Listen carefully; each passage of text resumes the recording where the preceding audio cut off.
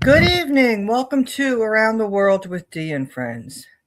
Tonight, Denarde, not Denarde, I'm sorry, Hashmed. Hashmed will be joining me and we'll be discussing Gaza, the West Bank, Lebanon, Iran, Syria, West Asia in general. Um, I sent a link also to Wayne Santoban, so waiting for them to come in. And right now, what I'm going to do is share the show out. Let everybody know I'm live. We're live here, everybody. And how's everybody doing?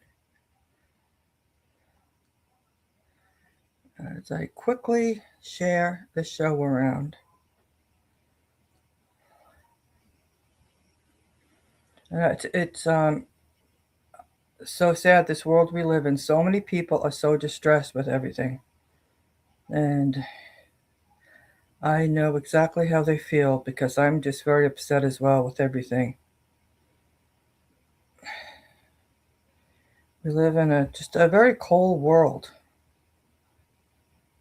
And like, where is the concern for others? Where's empathy? I just don't understand the callousness and the coldness and the conversations about when something horrific happens and they condemn and condemn and condemn and condemn for year upon year upon year with no action to stop the party that's doing the evil.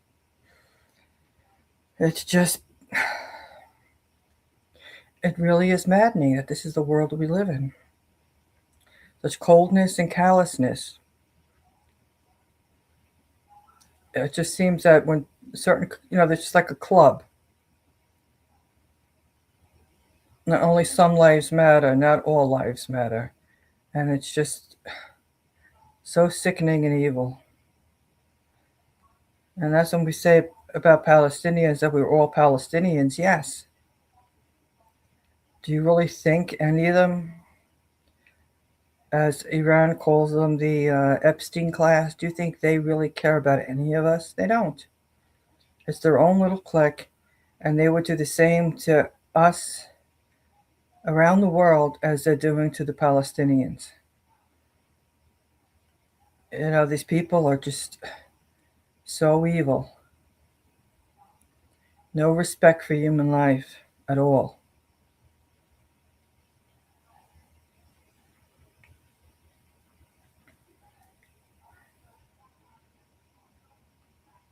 I'm sharing the show now to some groups here while waiting for everybody to come in here.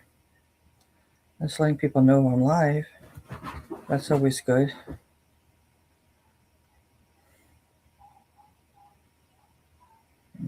Okay. Let me see. Sharing as quickly as I can. As I am just so furious with what's going on in the world and the callousness and the coldness, the evilness, and I just think every day of the people in Gaza, every single day around the clock, what they're going through. And according to the agreement, they should have already had shelter. They should have been those, where they manufactured homes, temporary homes for people till they get their homes rebuilt. People should have had shelter. There should be food. There should be medical. There, we talk about human rights, the same as you'd want for yourself. They should be having food, shelter, the needed medication. They shouldn't be bombed. They shouldn't be shot at. But it seems that Team USA and Israel just don't seem to respect human rights at all. And when we look at the U.S., who are they sending around? They're sending around real estate people for negotiations. You have Jared Kushner and you have Woodcuff. It's sick. they're both Zionist, and they're more concerned about real estate. Everything is looked at in their eyes from gaining land instead of um, a humanitarian viewpoint. They don't care. They have no souls. They have no heart. Jared Kushner speaking with Hamas people in a meeting. It made absolutely no sense at all. You might want to send somebody over from Israel to talk to Hamas, because what the hell is the U.S. doing? The U.S. is it's disgusting, and the White House itself, as I've said many times, there should be representatives from people from different countries. If you're talking the Middle East or some say West Asia, there should be representatives from those countries in the White House. They just have Zionists in there. They don't have Palestinians in Trump's White House. I don't think they had it in Biden's White House either. So it's an extremely biased perspective. And when it comes to Iran, is there anybody that from Iran in the White House? No. All you have is the Zionist perspective. You don't have any other perspective in the White House. And yeah, and they act like they know it all. Recently, had seen as well that the Pentagon map of the region. Oh, guess what? There was no Palestine there. All they had was Gaza, the West Bank. East Jerusalem was all considered Israel, and that's in the U.S. government. In the U.S. government, the Pentagon. You talk about cluelessness. They're acting like that's theirs, that's part of Israel. And it's not. They do not have the correct information where international law is concerned. And this is the problem, because you have Zionists in there controlling the White House instead of having representatives from different countries there. Okay, here's Wayne. Hey, Wayne, how you doing? Not too bad, Dee. How are you? I'm doing okay. I'm sharing the show out right now. Yeah, I was actually just going to tell you, Dee, that I got notification of my appointment coming up next month to which I'm happy about my nose. Oh, good. Got a bit of a issue going on with my nose at the moment. Needs another procedure. So I'm pretty happy to hear from him now. Yeah, that's. I've just had a coffee with my lawyer friend this morning, and we were talking a few things about, that they've actually I suppose I better tell you what's happened. The Supreme Court of New South Wales have made a ruling that it's not anti-Semitic to say F Israel. Oh. And the Zionism is Jews who against Zionism is quite okay, Right. Well, because we do that with all countries. People get angry at a particular country and they'll say F whatever country. So because when we start the show, Dee, I was going to talk about this fact that Huckabee's not acting on this, what's going on in the West Bank, Well, Huckabee, he did call them terrorists. He said the settlers were terrorists. Okay. And he, they want Netanyahu to acknowledge that and to stop what's going on there. But Netanyahu's going to do what Netanyahu wants. This is an election year, and the people, they're rallying up people, and a lot of the people just want that whole area to be Israel. So you have, so he's trying to get all their votes. So that's why you're seeing a lot of this horrible stuff that are being said. That's been said by Ben Gavir, by Smotrich. They're trying to rile up their far right bases. Like, who can say the most evil thing? And also, I've seen something pretty disgusting. Apparently, someone's calling for Hiroshima to be the size of Hiroshima to be just dropped on Gaza, finish them all off. That's disgusting. It's disgusting. Just talk about that. It is. And they don't think something's going to happen to them. Yeah. Yeah. I mean, if they do that, and they think nothing's going to happen to them, eh? Well, they'll see what happens. I've seen also another video, Dee, that the Israelis have been shooting off missiles and they've been backfiring. They've been coming back down on them. So, yeah, they've got a lot of problems. Oh, they do. And one's trying to outdo the other. Yeah. I'm like, evil to outdo evil. It's crazy. Yeah. And Trump's not helping the matters, he's just inflaming the situation. He's not compromising on anything, is he? No. He's pretty much listens to what his son-in-law says. What Jared Kushner says, and I'm like, this is sickening because here you have Jared Kushner and Steve Woodcock. Both of them have real estate backgrounds. Yeah, I know. They have real estate backgrounds. They should not be there negotiating on anything.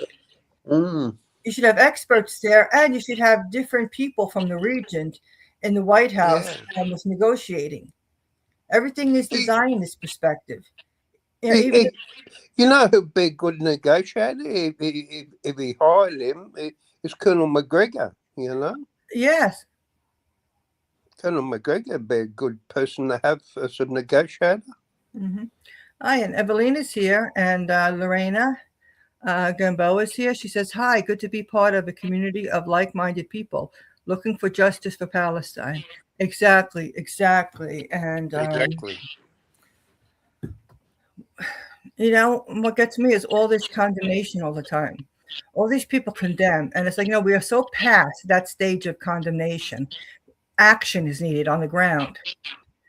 Somebody's got to do something where Israel is concerned. I mean, it's just maddening. Evelina says rumors that the U.S. officials planning limited nuke attacks on Iran. I had seen something about that a couple of weeks ago. And like you said, it was rumors. It's just all this talk. And because they ran out of a lot of the supplies they need, the weapons they need. So they look at it as a smaller nukes. I mean, nukes are nukes. It's just ridiculous. And the thing is, if they think that they're going to be using nukes, well, guess what? You got Pakistan and, China, Russia, North Korea. Everybody said, if anybody does anything to Iran where nukes are concerned, they're going to hear it from. Well, you know what I reckon, Dee? If they start using a tactical nuke on Tehran or on that Pickaxe Mountain, I reckon that'll be the end of Israel. Oh, yeah, it will be. And the thing with Israel had said, what Netanyahu says, if Israel goes down, everybody goes down. That's his statement. That's what Netanyahu. Yeah, I know. This is it's just a worry, isn't it? It is. It's just so evil. Why they can't live in peace? I'm sure the people would live in peace. You've got this government, and you've got all this brainwashing going on from the, when the kids are a young age. They brainwash them with such hatred for their neighbors. Yeah, And well, that's the problem. I just shared a video that I found on Telegram in your subscribers group, and in the schools they indoctrinated to hate Arabs. They do. You know, in the It's schools, and they're so it's basically what I can gather is the Jewish schools are indoctrinated with the Torah and the just for this hate, like a bit like the madrasas, you know. hmm I've actually got to tell you a terrible story. A young girl who's a virgin has been sentenced to death by the courts in Iran, and they're going to defile her before they execute her. You know, Where'd you hear that's that from? sorry. Where'd you hear that from? It was actually in our Palestinian. It was a post in our Palestinian Action Group, too. Okay, because I didn't hear anything about that. No, no. Well, it sounds like it's. Yeah, I hadn't heard this before I read it, but it's pretty awful if it's true. You know, and I wouldn't be surprised if it is true. Yeah, because I haven't, because I belong in many chats on Telegram, and I haven't Mm. seen anything about that. And Yeah. and it had Right. usually stuff like that circulates quickly. Right. Yeah. Well, hopefully it's just a vicious rumor, but Mhm. but as you know, they've killed a lot of people, the regime, and they're not all goody two shoes. You know. Well, I know because they've sentenced people to death. Yes, and there was Mm. an accident, not an accident. There was a person, yeah, for the people that were hit, but there was an Iranian man that went and plowed down a bunch of people, Yeah. and yes, he was sentenced to death for that. Mm. So when it comes to violence and people committing violence on others, they And don't mess. apparently, what you were saying about Kushner, he was without Witkoff, but he's had a meeting with Herzog and some officials from Israel, and they're working on this plan for Gaza, but the peace plan. But why do they keep using this word peace all the time? Because they say one thing, and Israel turn around and start doing all sorts of vile things again. Yes, and they continue.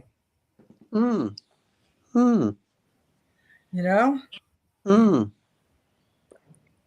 Yeah, they're. I don't know. I can't. I wish they could just all move on. Get out of there and go and I don't know, form some enclave somewhere else in the world. Right, because they won't they will have these so-called agreements, and Mm, then the other party has to keep up the agreement, but they keep doing what they're doing. They don't stop doing what they're doing, but the other party has, yeah. Mm, and that's what's wrong, and nobody holds them accountable. no. And it's really Europe and the US's fault. Mm. It's both the European Commission and the UN and the US. They're all inept. They're like this thing about issuing arrest warrants all the time. I've seen it again, Dee, that this bloke is still operating in the one who got accused of being unsavoury behaviour with women or something. That Khan, Mm-hmm. he's still the head of the International Criminal Court, and he's come out again, wishing you know, issuing arrest warrant on Netanyahu, but no one acts on it. Well, yeah, and the thing was, that's what Israel did. Israel's the one, and the U.S. were the ones that were behind that. That a lot of people don't believe that he committed any crimes. They're just saying that Mm. it was Israel trying to get him off the court. Uh, well, this latest So, one, D, is actually for him and Yoav Gallant, yeah, for the complicity in the Alaska flood operation, right. to And commit because everyone knows, it's just Israel who lie about all this all the time now. Everyone knows the truth. Yes. Although I shouldn't really say everyone, because if you look, I was explaining this to my lawyer friend this morning, that everything's about woke and cancel culture now. You know, if you say something that goes against the narrative, that's especially against, is taken as anti-Jewish. You know, you can't say anything about, like, you know, I think you know the point I'm trying to make. You know, Yes. you can't say anything against Israel, like because they've become so entrenched in, you know, this. I don't know. I just don't understand why America, you know, and this hasn't suddenly just happened. It's been going on since Kennedy's time. You know, like Right. like my friend I had a coffee with this morning was just saying that there's a lot of Jewish people in our eastern suburbs in Sydney, and they've gone against a book. Just a book's come out that's apparently, according to the Jewish people, is anti-Semitic because it's criticizing Zionism. You know, and Israel. Exactly. And you know, this is what there's books about many different subjects for and against different groups. And anytime anybody says something against Zionism, it's like this big deal is made. Yeah, like they make a big deal if you say anything again. What's I wish someone would come out and really say what's so great about Zionism. And it's such a small percentage of the world, that it's ridiculous. It really is. And you know something, with the ICC, when they went after Putin right in the beginning, you know, when that was Russia Ukraine, oh, you didn't have all this complaints. The U.S. was all on board, and it was. Yeah. And now look at what Gaza and the West Bank, East Jerusalem, and it's like, and the U.S. is defending it. I mean, it's sick. They're the instigators of it all. Yeah, and giving money to it and everything else. Taking them on. Actually, I was going to tell you, Dee, that there's something that could develop into being a bit of a nasty situation between Russia and the UK, because Putin's now got all the intelligence through his, you know, they don't call it the KGB anymore, but the internal Russian security service, that about the British drones are being used by Ukraine against Russia. So Putin's, I don't know what he's going to do, but I don't think whatever he's got planned could be very pleasant for the UK. You know, and the UK is ridiculous. They really are, because they were getting a lot of products from Russia, especially when it came to energy, their gas, oil. And because the US told them not to, that they're paying more for it, because get it back away from Russia. And they're supporting Ukraine. I mean, this whole thing is ridiculous. And Ukraine, you know, this whole thing from the start, because Ukraine had a good deal with Russia, and so the US had to overthrow it. Whereas before, the democratically elected person had, when it came to a loan, it would have been an interest-free loan from Russia, where the IMF has all this interest on it.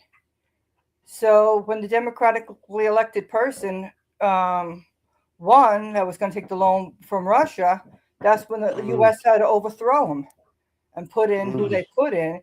And now they're stuck in IMF debt, and the country's been destroyed. Yeah. So, I mean, the West is no good. Actually, can I put a proposition to you, Dee, and to the chat, the two ladies in the chat? Or we could even have a vote in it. Do you think that Thomas Massey should put his hat in the ring to run for presidency in 28? because a lot of people would like him to do it. We'll have to see when 2028 comes around. Mm. Because, normally the nominations have to go, I would have thought, have to go in pretty soon with the midterms, and the midterms is pretty key to a lot of this, isn't it? Well, he shouldn't run as a Republican. No, He should go no, I agree. Maybe he could run on the Greens ticket or something. Well, an independent libertarian type. Or independent, yeah, absolutely. I agree, Dee. Because forget about it. I mean, the Republican Party right now, they've got their chips behind Marco Rubio and Ted Cruz. I'm like, the most vile, disgusting people. That's who the Republicans right. are screaming for. Mm. Really, we really need a big shake-up worldwide in politics. We need to, because we got the same problem we got the same problem in Australia, Dee, that we've got the two-party system. It's flawed. It's like my friend actually told me about a book called Autocracy Inc.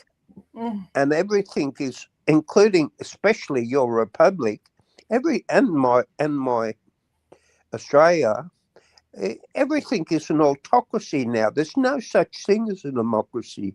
Like, I'll just give you one, for instance, in my country. We were the first country in the world to really care about our disabled people. Right. And by having a thing called the National Disability Insurance Scheme.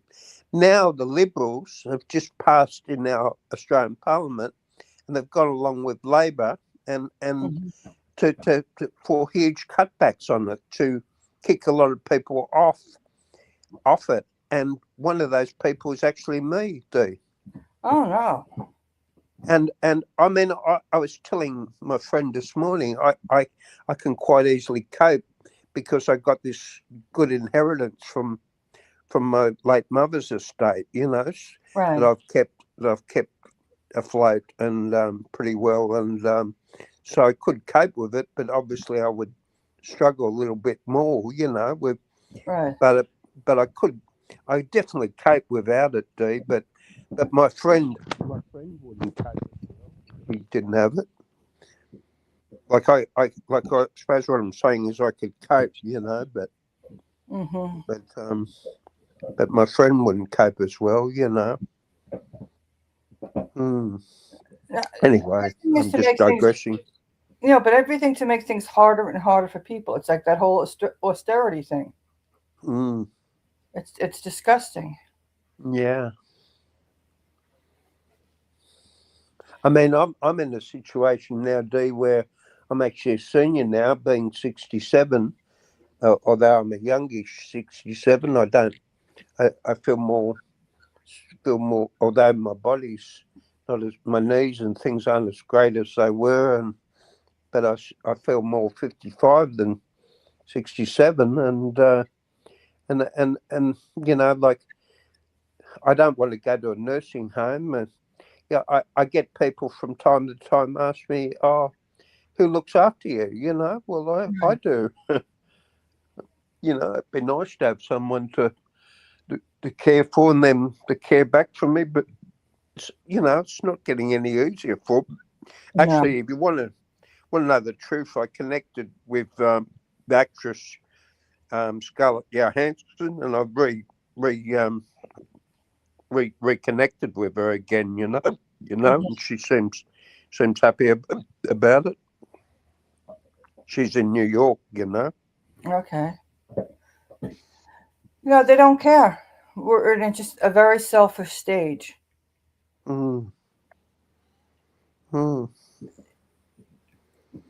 Yeah, but anyways, any news? Any latest news? I was actually just going to say, Dee, I haven't looked into. I have been a bit busy. I haven't looked into what's happened with these 2 ballistic missiles that have gone into UAE. Have they? Maybe we can look for an article on that, because I don't know if they've just gone into the base there, or what's happened with that? I heard there was something. We'll have to look into it, but there was something about Israel involved All right. I as see. a tactic, a All psyop. right. That'd be right. Let me go over to X and see if there's anything on it. Okay. Yeah, Haas should be joining us soon. Okay. Let me just see UAE.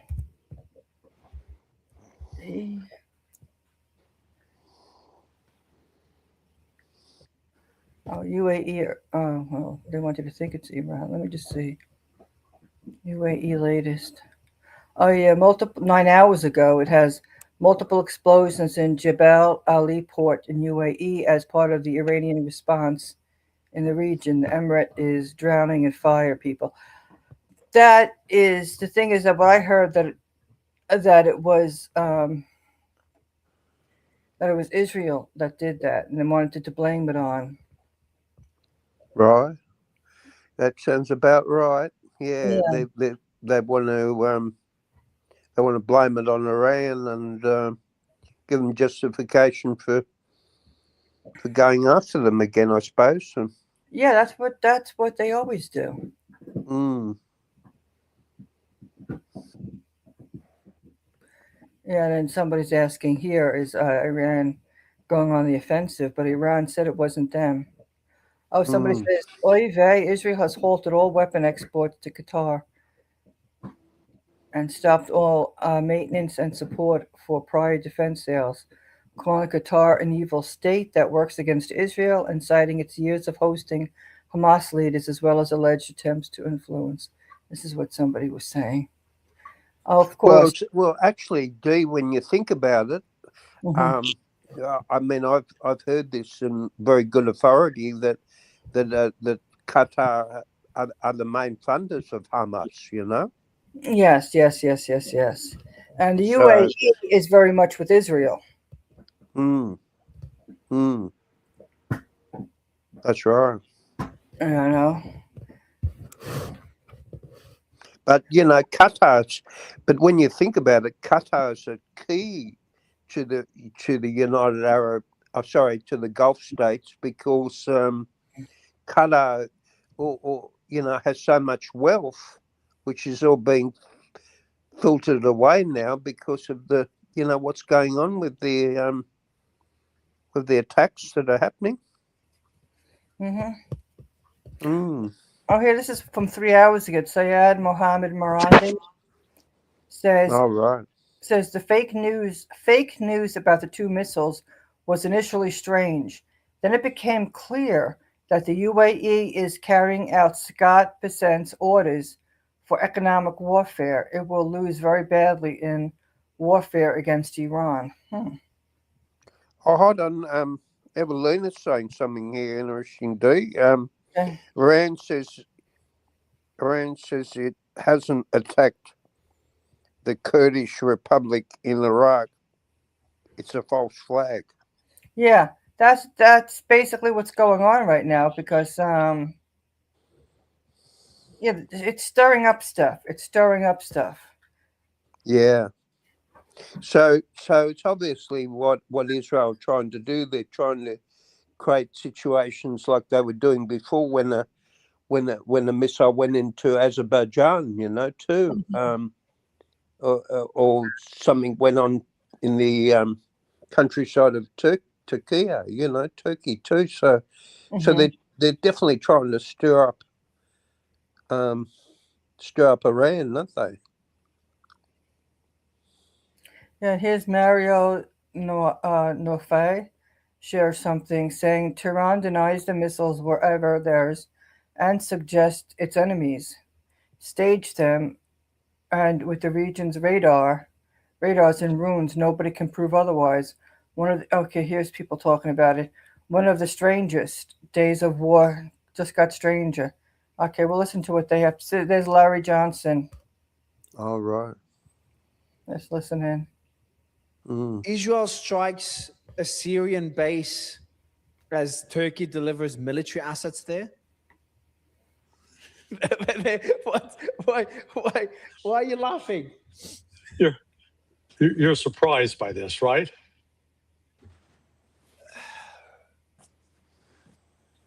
I don't know, because it's Israel. It's hard to be surprised when it's Israel. Maybe not surprised, just annoyed. And yeah, so remember a year ago when they were ousting Bashar al-Assad, there's al-Jara, Bibi Netanyahu on one arm, Erdogan on the other. They're swaying back and forth saying, we are the world, we are the future, We are. Yeah. Yeah. Now they're calling each other motherfucker. Exactly. It's insane. Yeah. So, it's just, when you put a bunch of rattlesnakes in the same pit with each other, don't be surprised when they start biting one another. Who do you think will win the battle? Who do you think will have more influence in Syria? Turkey's trying to, according to reports, according to the Israelis, that they were sending troops there, not only military assets. They're calling it Turkish entrenchment inside of Syria. By the way, meanwhile, they're bombing Lebanon, just to be clear, as we speak. So they bombed Gaza in the morning, they bombed Turkey, and then you can show the photos I sent you, Lisa. They're bombing Lebanon's right now, Ali Al-Tahrir Hill, as well as Kfar Rumani, next to Nabatea, and they struck Nabatea earlier. Fucking hell, man. It just doesn't stop with these guys. Now all we need is just Jordan to get in the mix. Have that would be surprising. A Palestinian uprising in Jordan. That's now. You think that'll be? You think that'll be surprising?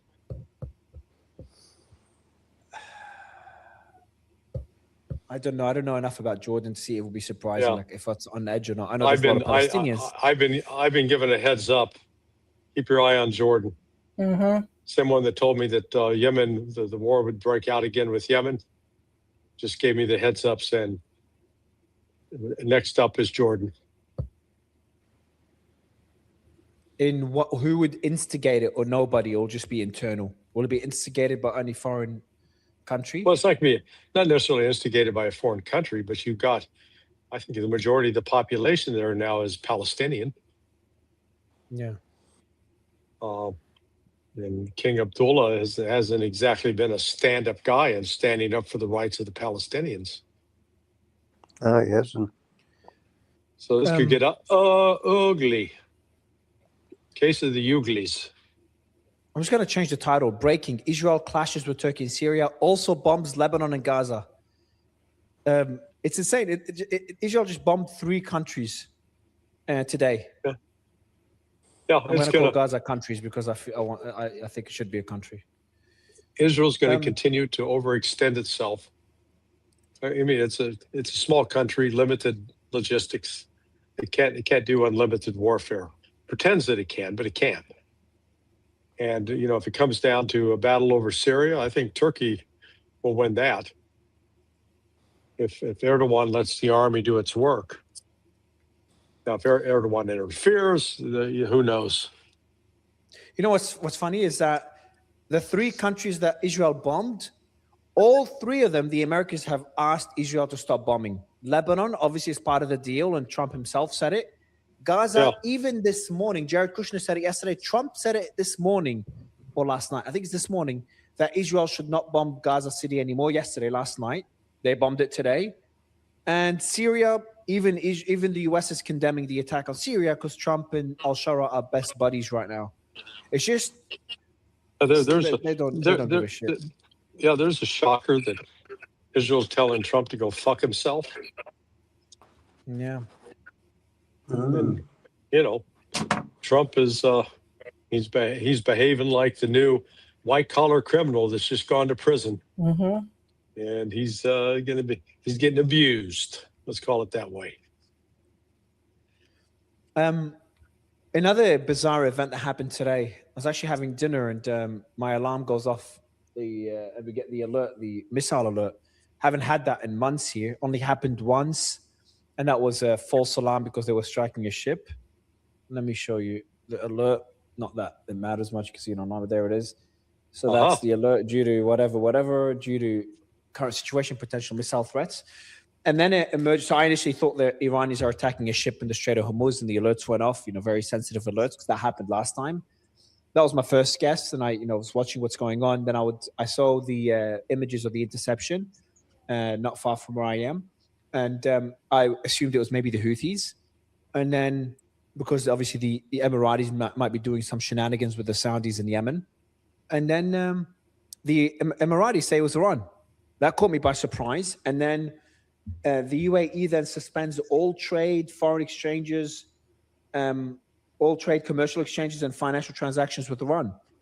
About an hour ago, and then literally minutes ago, the foreign minister of Iran said it wasn't them. They also said they're not going to do anything to their brotherly neighbors.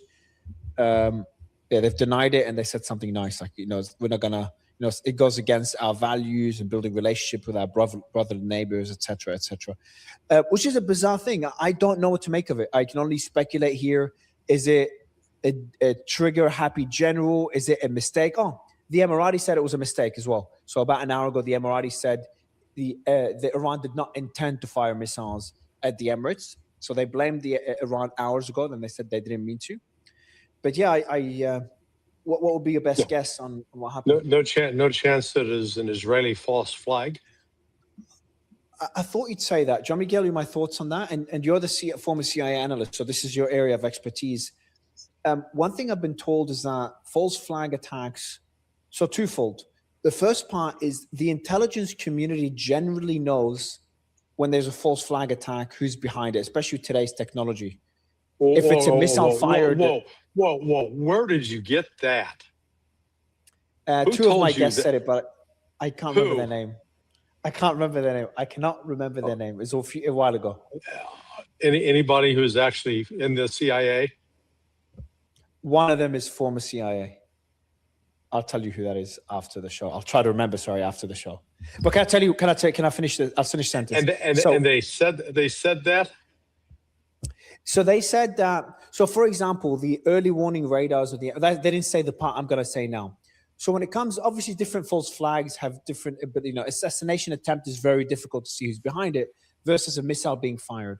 A missile being fired, this is my thoughts now. A missile being fired, you'll have the early warning satellites that'll be able to know where it's coming from, the directions, the coordinates.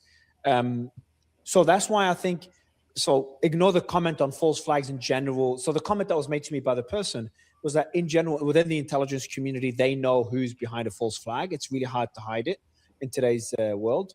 So that's their comment. My comment is when it comes to a missile, you could usually get the coordinates of it. Now, if it's a false flag where the Israelis pay the general in Iran to launch something where they had members on Iranian territory to launch it, obviously it can be. I just think the Israelis have too much to lose to do a false flag on the Emirates, unless, I'll add one more comment, unless the Emirates is moving away from Israel, closer to Iran. We're getting all the reports of money being sent to Iran. Israel's pissed off at that. And the same way they threw the Emirates under the bus by Netanyahu saying he actually visited the UAE before Naftali Bennett announced it, because Naftali Bennett was going there. Netanyahu announced it and the UAE's president had to deny it. Maybe they're also this is a jab at the Emirates because of the Emirates is getting closer to Iran. So I kind of changed my position where it's definitely possible to sabotage a rapprochement happening between the two countries. Are they sure it was a missile? They just said it's a missile, so I don't know. Well, yeah, I have an image of interception, but I don't know what they intercepted. But the issue is this: since all of the radars are knocked out, unless they've got an AWACS or a P-8 Poseidon up, the odds that they would know from which direction the missile came is pretty low. Even if it was a missile, or it was, so again, I see much more incentive. Accident, that sounds potentially plausible, but if it was purposeful, it's got to be Israel, because Israel, as you just noted yourself, they want to disrupt this rapprochement between. Did you just try to say it with a French accent? Look at you. I said très bien, très bien. Très bien, bravo. Okay, yeah. So that it would be in Israel's interest to make it look like it was Iran trying to get the two fighting with each other. Another theory I have, and pure speculation, I haven't even had a chance to talk to anyone about it with all the interviews, so pure speculation, is that there is a lot of things happening behind the scenes. We don't know whether there is, the Emiratis promised some money to deliver, they did not deliver, or there's some disagreement happening behind the scenes, and this is just a warning by the Iranians. That's one other theory I thought of. And one last theory is it could be, and I think this is unlikely, in my view, especially now because we're not in wartime, as in full-blown war, is like some rogue element within Iran firing a missile. But I'm highly doubtful this is the case. Yeah, it's not like they got them laying around that you can just go out and grab one. Exactly. It's not like fireworks, okay? What do you think of the first one, though? That it could be a disagreement that happened behind the scenes in the negotiations they're having, or something. No. Maybe something else. Maybe the Iranians got intelligence of like Mossad landing in the Emirates, or they got reports of the Emirates advocating the US to strike Iran. Something the Iranian intelligence caught on to that led them to do this. Well, they said they fired a missile. Did they even say where it landed? No, it was intercepted in Jabal Ali. Yeah. Well, if it intercepted with what? A Patriot? They still got a few of those left. Oh my God! This is, and if it was a Patriot, this must have been a cheap ass missile. Yeah. Oh, and one last thing is, I had a guest tell me that the Iranian strategy is an interesting theory. I want to get your thoughts on. So it's part of a broader point. So one of my guests was telling me that the Iranian strategy right now their goal is to cause so much damage to Trump himself that he loses the midterms.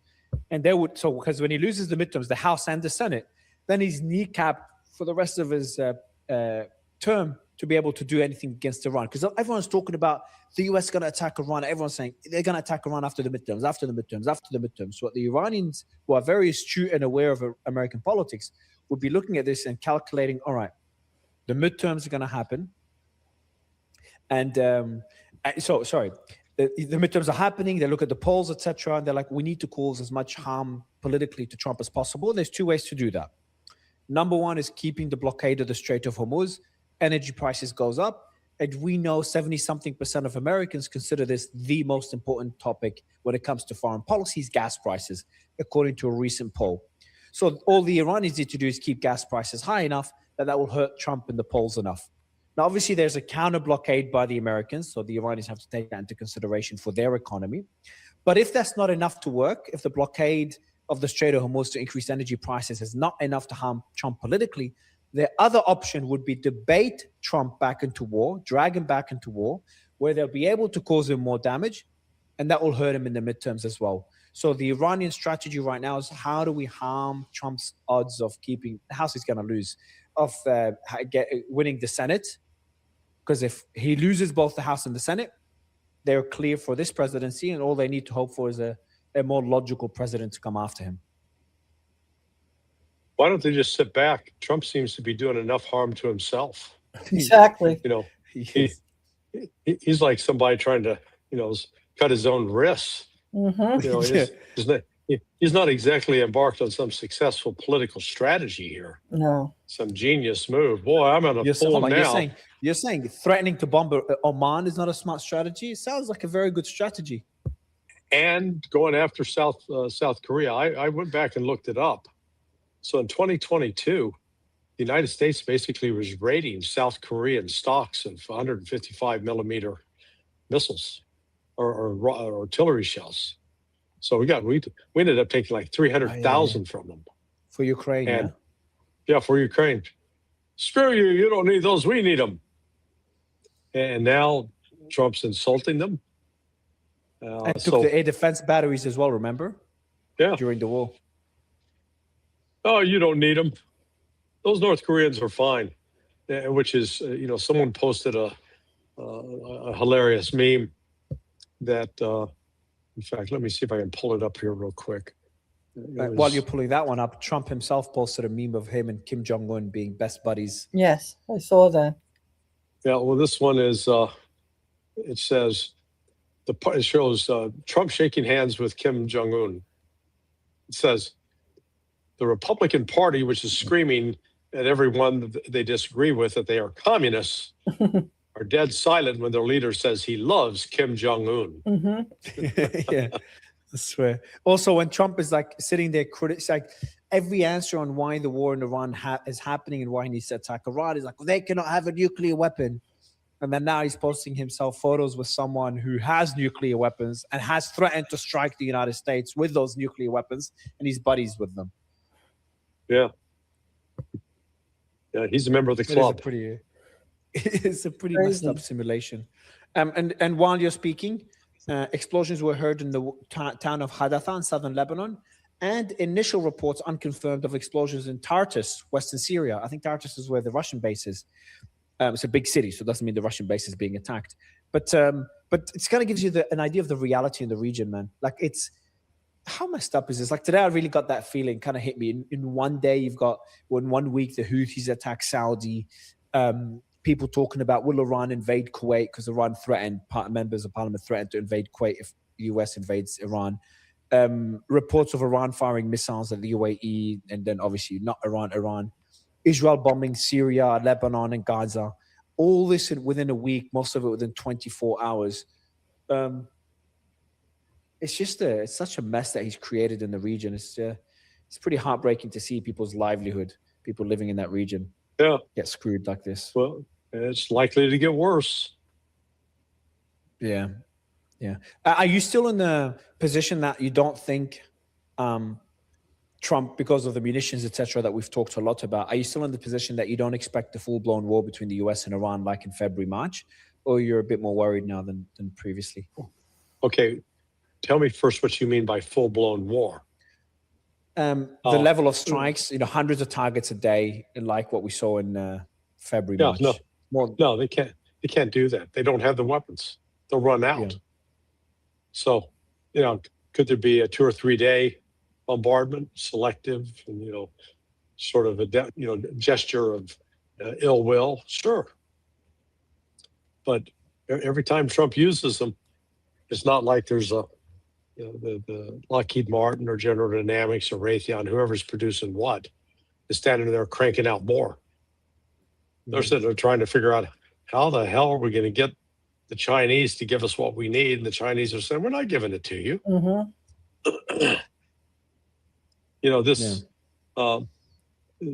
The U.S. is operating on some assumptions about Iran that no longer apply. And this is particularly the case with Scott Bessent. Basically, he assumes that Iran's a closed economy, that Iran is dependent on the U.S. dollar, and the more we can cut them off from being able to make any dollars, the weaker their economy becomes and they'll collapse. And what he's failed to take into account is that may have been the case 10 years ago, 11 years ago, when the JCPOA was signed, because you had Russia and China fully on board at the time with sanctions, both the Western sanctions and the UN sanctions. But as soon as Trump walked away from the JCPOA, that was the moment, really, that Russia and China then separated themselves.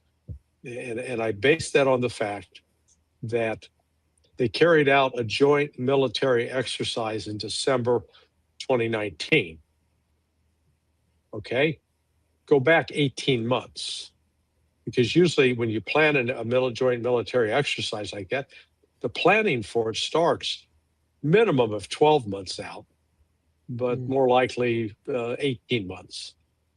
I did, and even though my experiences with the U.S. military, we worked with foreign militaries as well. They sort of do the same thing. 18 months out, you get your initial planning conference, and then say 12 months out, you do your mid-planning conference, and then 3 months out, you do your final planning conference, something like that. Well, this means that Russia and China, as soon as as Trump walked away from the JCPOA, they said, okay, we're lining up with Iran now. That's when they began conducting these annual exercises in 2019, 2020, 2021, 22, 23, 24, 25.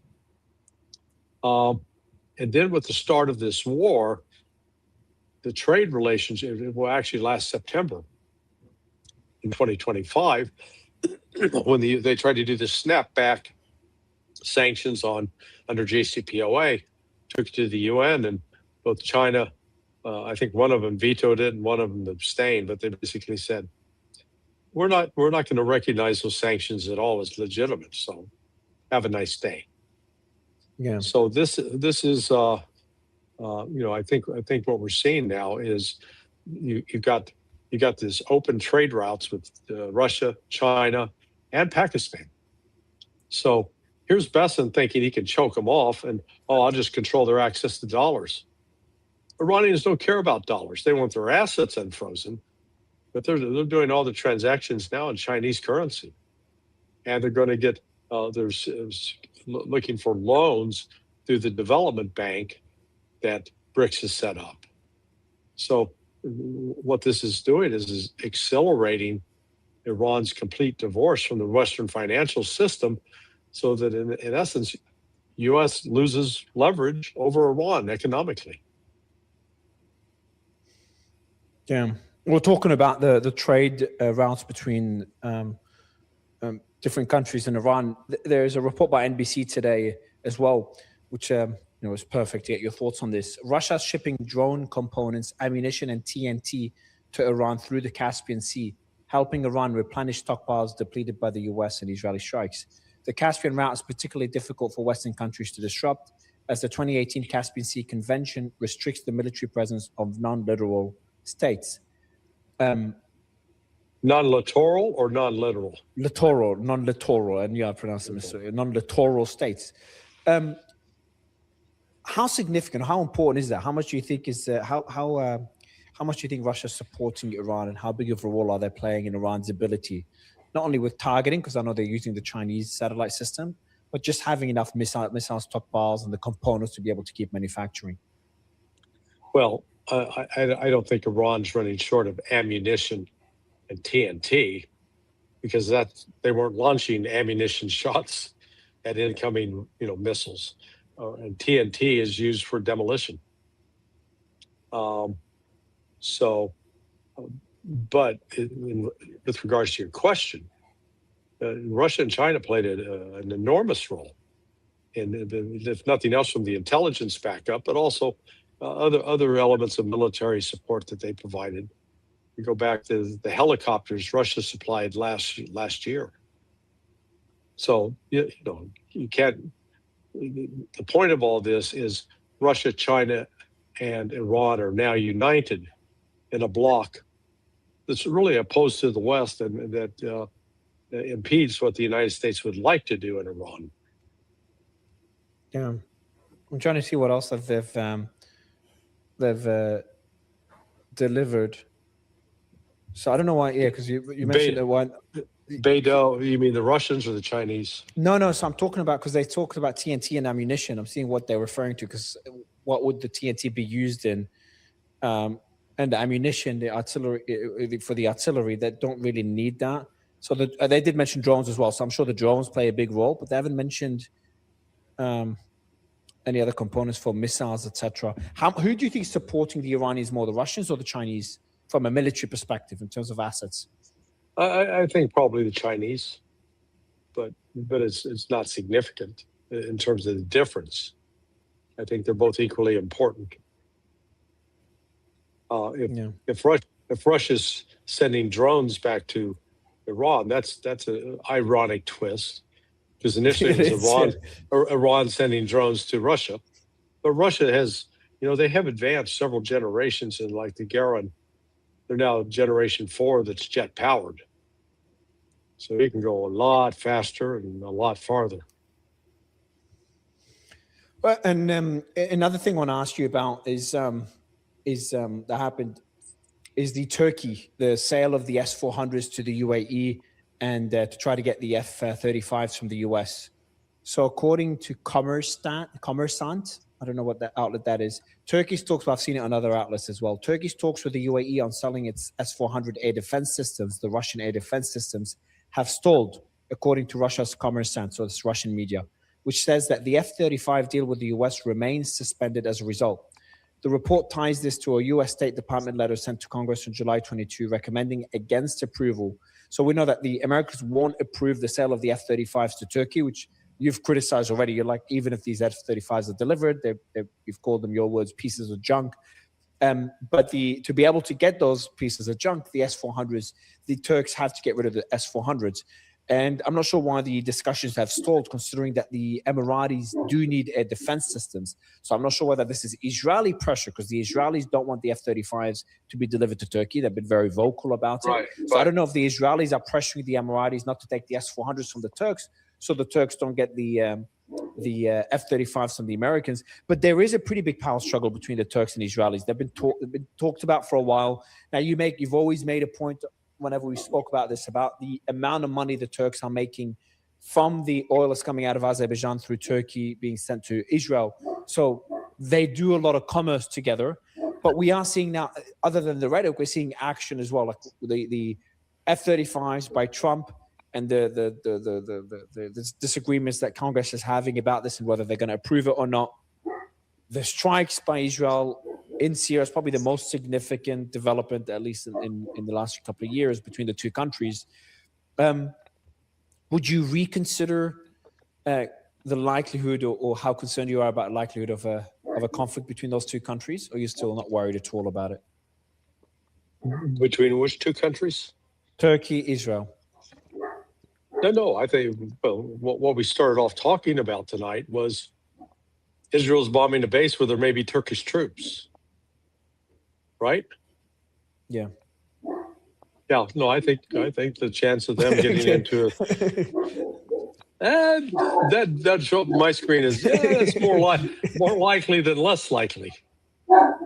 Yeah, because it's because the point you make about the trade between the two countries has always, trade is generally a good incentive for countries to avoid clashing, but it's not a guarantee, as we've seen, the last forever. Right. The countries that do a lot of trade end up fighting. So yeah, this is the problem. There is that vacuum being left by the US. So yeah, it's just insane that we're even talking about this. Yeah, I don't know how that will look like. It's one big food fight over there right now. Yeah. And the one country that stayed out of the food fights, sort of, is Jordan. I'm just saying, look, next one up, maybe Jordan. We'll be talking Jordan here in a couple of weeks. What did your contact say about Jordan? Just watch out. It's next. So I thought, well, he's been pretty good. It makes sense too. He said, quote, "I told you about Yemen," and he did. I mean, 2 weeks before all the stuff to start off with the Saudis and such, he said, "Keep your eye on Yemen. There's more coming." And so he's now said, "Hey, I told you about Yemen. Now, watch Jordan." Fucking hell. All right, man. Well, on that great note, thank you for the update. Thank you for the scoop. Great discussion. And always good to end it on a positive note. So on the note of unrest in Jordan, I'll thank you for your time. All right, my friend. Well, I guess we will chat tomorrow at some point. All right, Larry. Thank you so much for your time. All right, my friend. Bye. It makes sense when he said about with Jordan. Because I've been thinking about that. They've got different... Isn't King Abdullah there along with Israel? He is, but there are different tribe leaders that go back that were there in that area before Jordan was even established. The tribe leaders, and when the king, whoever's the king at the time, goes off course, and there's a problem for the people, there will be action. There will be an uprising. So I was wondering, what is it going to take? Because first of all, we're looking at everything that's happening with Al-Aqsa Mosque. The status quo agreement is just, Jordan's not doing anything, and it was stupid of Jordan to have the water agreement with Israel. That's where they get their water from. Oh. So that's kind of ridiculous because Israel has to do is turn off the faucet, basically. Well, it's a bit like Turkey. Turkey could cut off the fuel pipeline to Israel too if they wanted to. Yeah. So things are getting very dangerous. I've seen that gentleman talking to Larry before. Larry's very good, isn't he? He is very good. He's very good. Mm. And you're wondering too, because Conor McGregor. yeah, Very good. Mm. yeah. So it makes sense with Jordan. Jordan's like you said, a lot of Palestinians are there, and you know that with the West Bank, how Israel wants to take over the West Bank, and they want to take over Jordan too. Mm. I mean, things are getting too close for comfort. And then when there's the war, Israel wants to go after. They're still pushing to go after Iran. Those are the words from the people and the Knesset, and they're acting like they can do it themselves. So we know they can't, but they're acting like they can because they do get weapons in from India. But the thing is, India's not going to go ahead and get involved. Sure, they sell weapons, but that's as far as India is going to go. So, I mean, Israel would have to do it solo. The U.S. doesn't have the capabilities anymore. Would it be possible if Jordan got involved? Would it be possible then Turkey got involved? Yeah. Or would they just sit back to see if they were provoked? Well, Turkey, Netanyahu and some of the right wingers in Israel, they are provoking Turkey. They're claiming that they are. Yeah, because they're saying after Iran, then they're going after Turkey. Like they could do that. I mean, come on. It's ridiculous because for them to go after anybody, they usually are screaming for the U.S.'s help.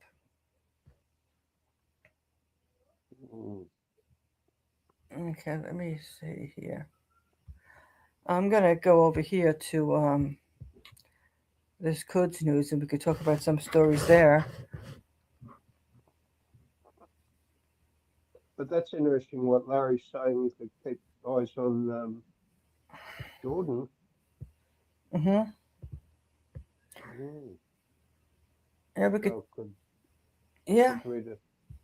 Because you would think that even my thoughts would be if Jordan got involved, then you could have the Houthis, involved more directly. Oh yeah.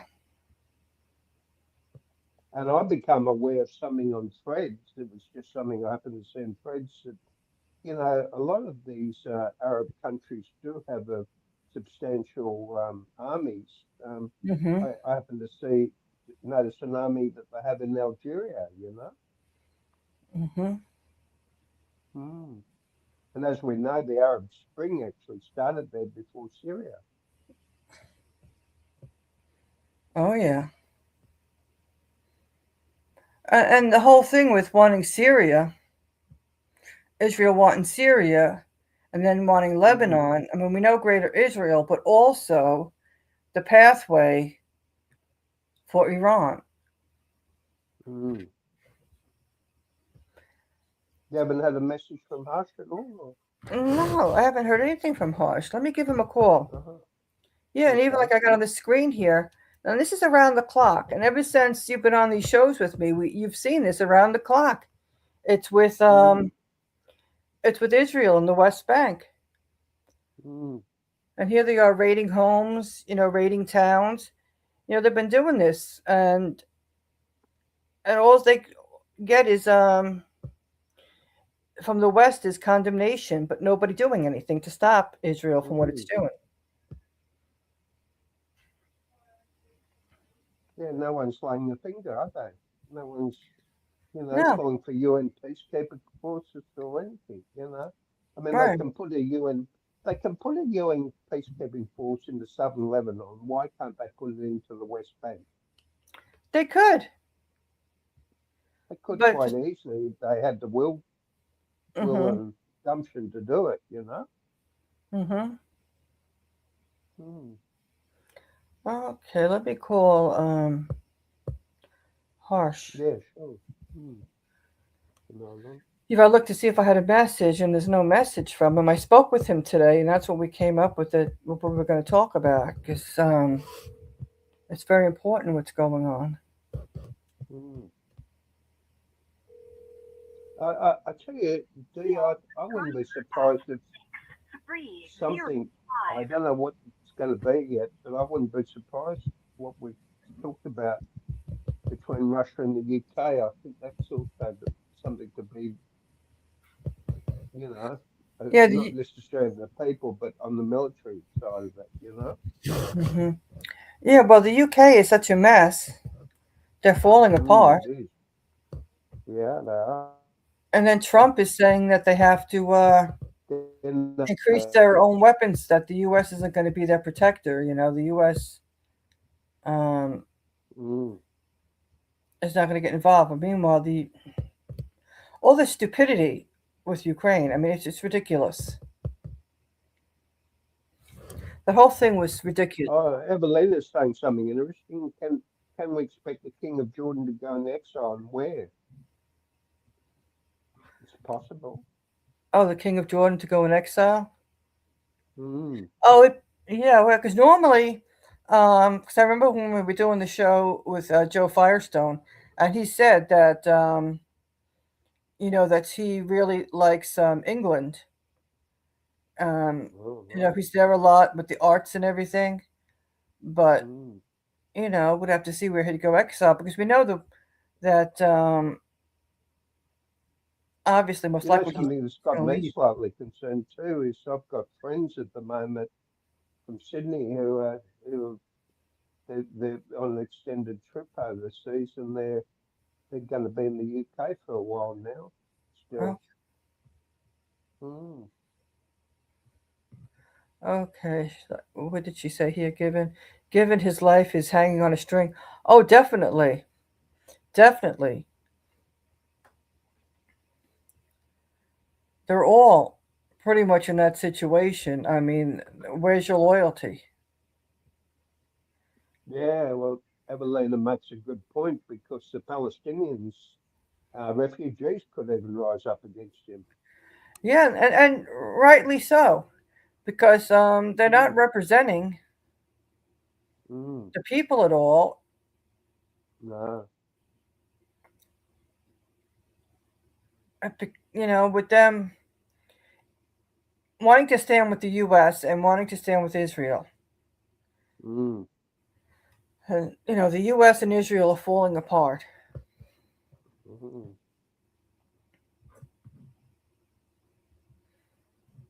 What else does she say? Or rather, his kingdom. His kingdom, yeah. Well, you know, as we've said, the greater Israel, that Israel has its intentions of getting Jordan. So, Mm. Maybe, maybe Israel's final solution is to, I don't know, if they could cope with it. Is it possible? They talked about an African country in Somalia and but is it possible that they could take more refugees from Gaza into Jordan? I'm just surmising. I don't really know the capacity of it. They're pretty full now, aren't they? well, the thing is that the people in Gaza, they need to have, they were supposed to put in like manufactured homes, Mm, putting a temporary residence there until people can have their homes yeah. rebuilt, and Mm, humanitarian aid. So everything should be set up for the people in Gaza. Don't give yeah. in to Israel because Israel's the one that wants everybody in Gaza out. And to me, it's a big FU. And the people in Mm, Gaza have the right to stay there if they want to. They have a right to have a good roof over their heads. the food they need, the medical care they need, their needs should be met. Yeah. If people Yeah, decide, there's so many needs medically wise that they not being met at all. right now, if people want to leave, that's one thing, but a lot of people want to stay there. That's their homeland. That's where their family has been That's from. at home. Yeah. And there's people that want to come back, but it has to be. I mean, it's Palestinian land, and the world's going to do more. Do you think it's possible, Dee, that they're not opening the Rafah border because they're worried that the Egyptian troops are sort of on readiness, that they might confront them too? Egypt has That this could be. agreement with Israel. Yeah, So I they have realize their that. agreement that they have to do everything for Israel and stand with Israel and be Israel's little puppets. That's, basically it. Mm, mm.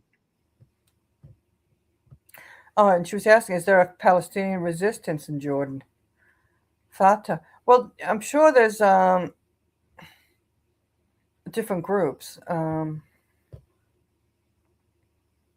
would think there'd be some similar group to Hamas in Jordan. Well, well, I know that in Turkey, Hamas had stayed in Turkey. They have Hamas people in Turkey.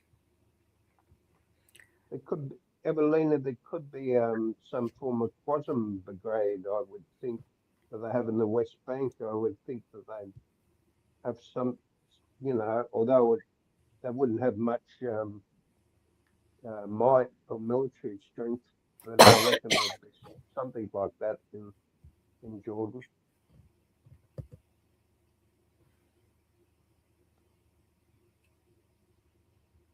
You would have to look that up. Mm. But yeah, there's got to be. The people Yeah, themselves, interesting. stand with Palestine. Mm.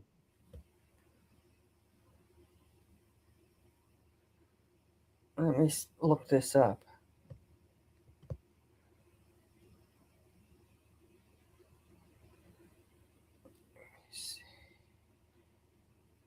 Yeah, what you were saying, Fatah, yeah, because it's, in that area. Palestinian resistance. I wonder what Scott's been saying lately about things. What's that? Probably Scott Ritter. He's probably been saying something. We could put him on and see what he has to say. See what he's got to say. Yeah, 1 second.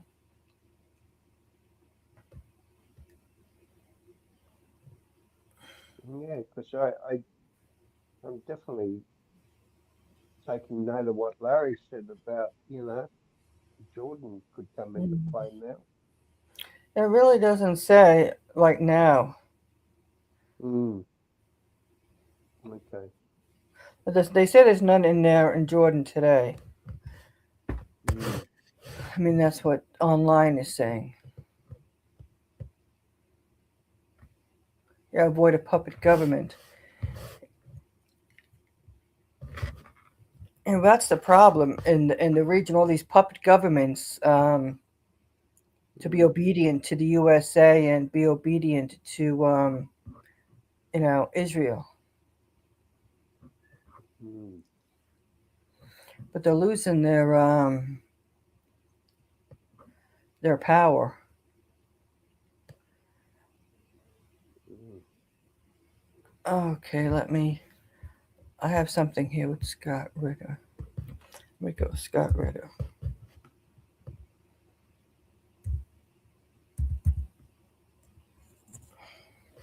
Okay, Scott Ritter, following Scott Ritter.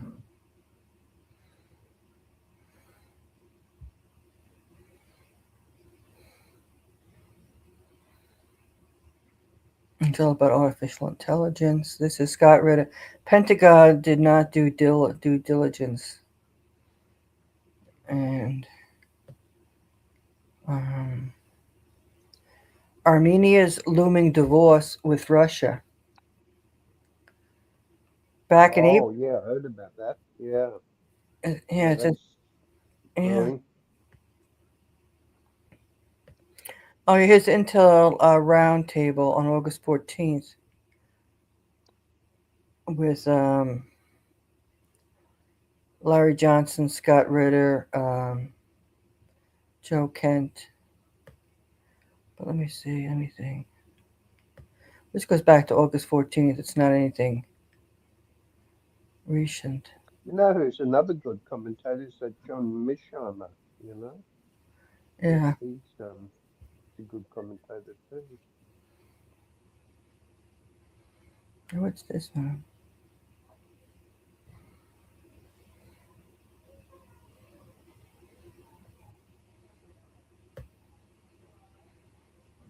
I'm doing something tonight, Dee. I'm going to a documentary. It's going to be a bit gory. It's going to be about experimentation that they do on monkeys for pharmacia. Oh my goodness. So it's not going to be very pleasant viewing. Mm. Mm. And actually, Cool.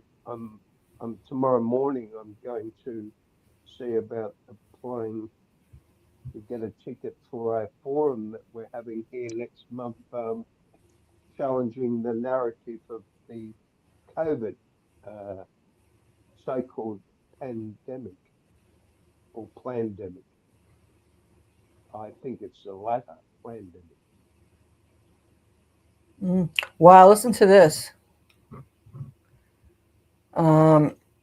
Mohammed Bagar Galbaf, Iran's parliament speaker, says Besant and Hegseth are way out of their league.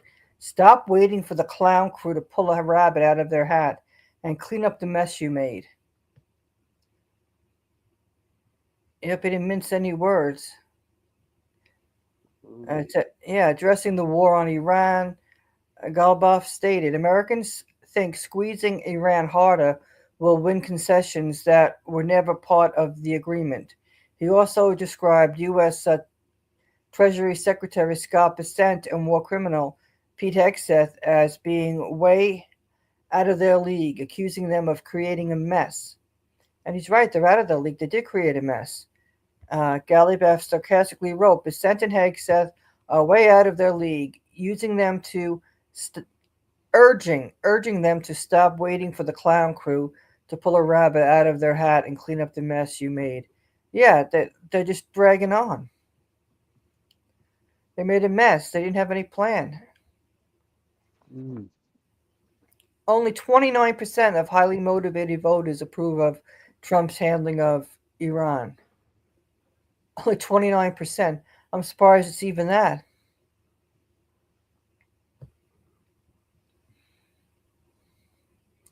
According to Israel Channel 13 and Channel 12, Israel decided to impose a complete ban on all arms exports to Qatar, including halting all future sales as well as maintenance and support for systems previously sold. The Times of Israel reported that the decision reflects Israel's view of Qatar as an evil state that works against Israel, citing the Gulf state's long-standing hosting of Hamas leaders and its key role in mediating between Israel and the group.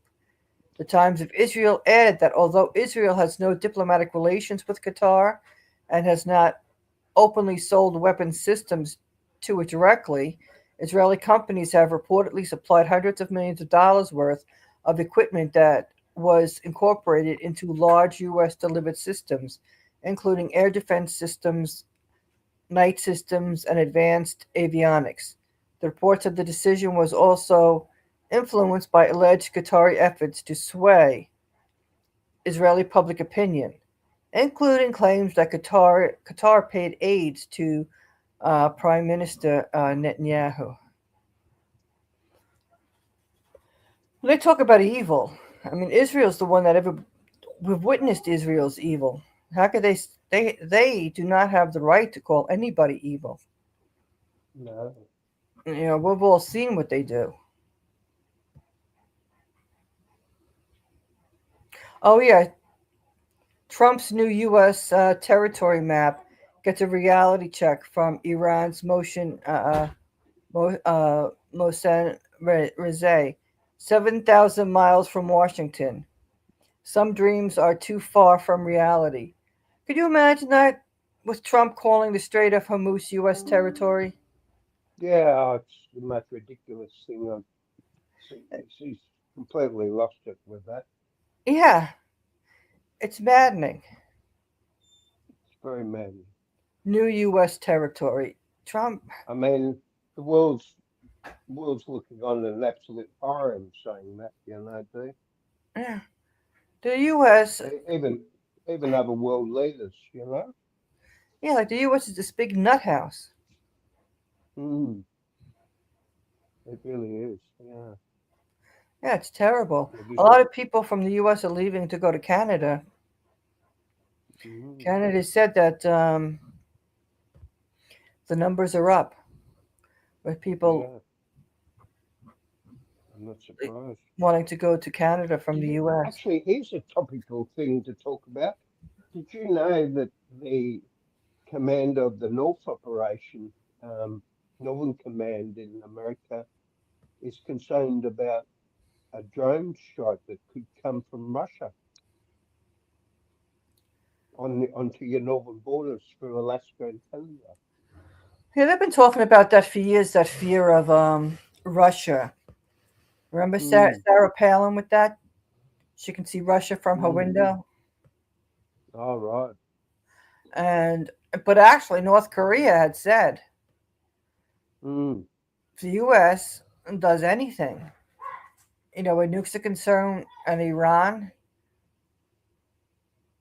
they will. They have nukes that can reach the U.S. I know. Yeah. So it's sheer stupidity. Mm. Oh, yeah, you can be sure that anything happens, North Korea will suddenly launch.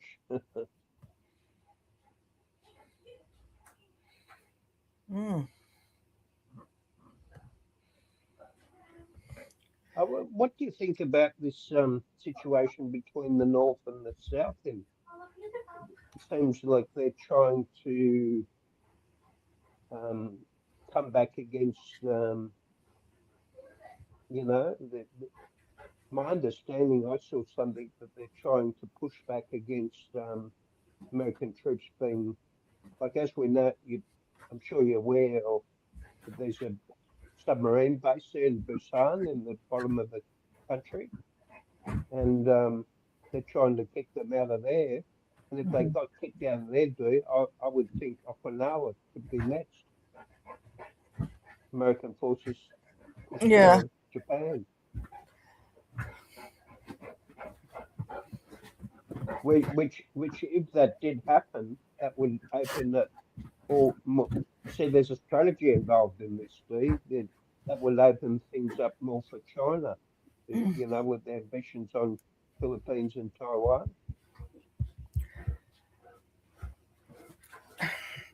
Right now, the U.S. doesn't have the ability to do much. No, they don't. Until they Um, get this scandium that they that's thought the thing is, it's like Trump, Hegseth. Um, they just thought the U.S. government, oh yeah, like we just have like the supply of weapons that is never ending. mm, They used up things. Um, the U.S. can't even really defend itself right now.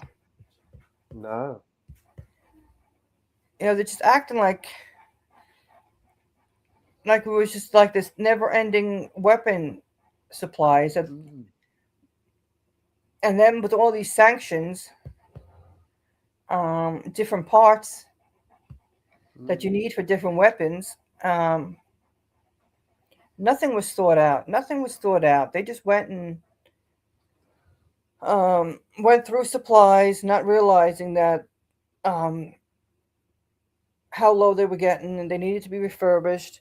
They needed new mm, supplies, and then when Trump realized it, when he heard about it, he spoke with Hegseth, Then Hegseth was always that they had enough supplies. They had, and then Hegseth goes and blames it on the person that's underneath him. Well, the person that was underneath him was warning him. But they always thought that, oh, it's coming, stuff's coming. We can just keep doing what we're doing.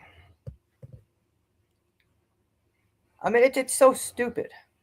I mean, it's sad too because my understanding too, the Department of War, they can't get their rare earths anymore from China because of the tariffs, right? And so they've heard about this potential of developing a scandium mine in my state in New South Wales, and they've gone, okay, we'll give them $500 million, and they can pay it back over time or whatever, and we'll have the rights to everything. It's like they're looking at us like we're suckers. They're showing people are just suckers and that we're expendable in any future war that they want to launch against China. What they what the American government do not understand is you're not the top dog anymore. The top dog is China. Exactly. And China are the top hegemon now, aren't they? And so and yet Trump's acting like he's petulance. That's a good word for it. His petulance is just that he still has his delusion that make America great again. Everything for America, screw everyone else. He doesn't understand that China are the top hegemon now. He doesn't understand that at all, and the problem is with the U.S. is this constant thinking that you have to bomb people to get your way. You have to do evil things to get your way. And if the U.S. would just mind its own business and take care of the issues here, there are so many issues here in the U.S. that need attention. Just leave everybody alone, It's stop this BS. It's just infuriating with the U.S. It's been going on too long. And it has been. And this whole thing, make America great again. When? When was America great? I mean, look at the founding of the country. It was founded on evil. And you could go through one year after the other, after the other, after the other.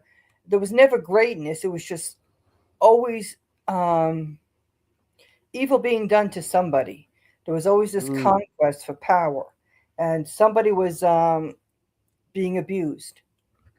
Well, you know what? The history of your country is similar to the colonization of Australia.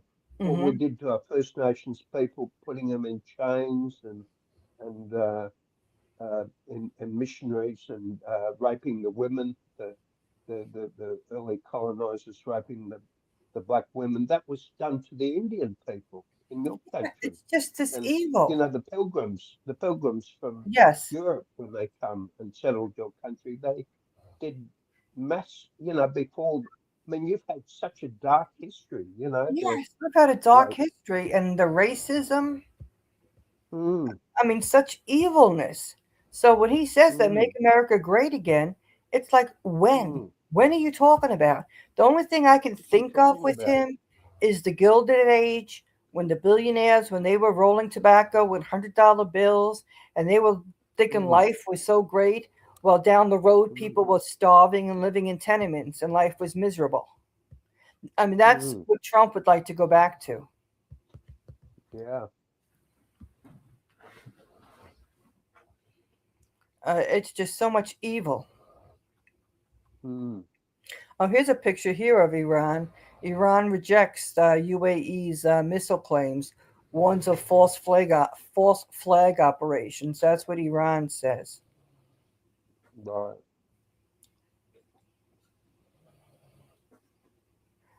Yeah, so. Yeah, and it says it's unfounded. Reports of Iranian missile attack on UAE unfounded. Zionist. It says Zionist false flag. That's what Iran is saying. It's unfounded and it's a Zionist false flag. And we knew that right away because when Israel says something, they don't have a very good reputation. I'll put it that way. Oh, Mm. is this Harsh? Wow, here's Harsh.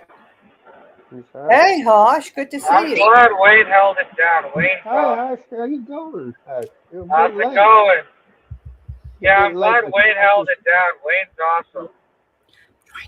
class has been going a while, Ash, but it's good to have you on board. Hey, Dolores, I got a question. How long has Wayne been on the show for? He's been on since we started about 9:35. All right, good. So I didn't miss anything. Awesome. Have you been listening in, Ash, or you've been just come on? Not Or? really, but I know you did good, Wayne. So it's all good. Yeah, yeah, we've been talking about some good stuff. Now you chip in, Ash. We're discussing about. We've been listening to Larry Johnson discussing analysis, and so we've got a false flag operation with Israel and the UAE, and we've got Jordan coming into the war soon. So there's a lot of lovely things going on. You take the good and the bad, and there's a bit of bad around. You're rotten apples in the Big Apple. You could say that. Well, here, listen to this.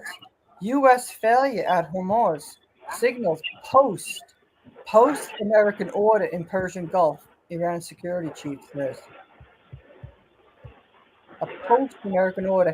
I mean, we were just talking about that, and with Wayne, that the U.S. doesn't get the power of China in the world. Yeah, no. Well, yeah, I mean, the U.S. fucked it up because they still think they're special when they're not. I mean, like we talked earlier, please see what happens when other countries white knight for the U.S. Iran just destroyed the shit out of them. Yeah. Iran reacts, you better watch out. Yeah, I mean, being Iran and being America is not funny. Iran And wants anyone who Trump over says that delusion.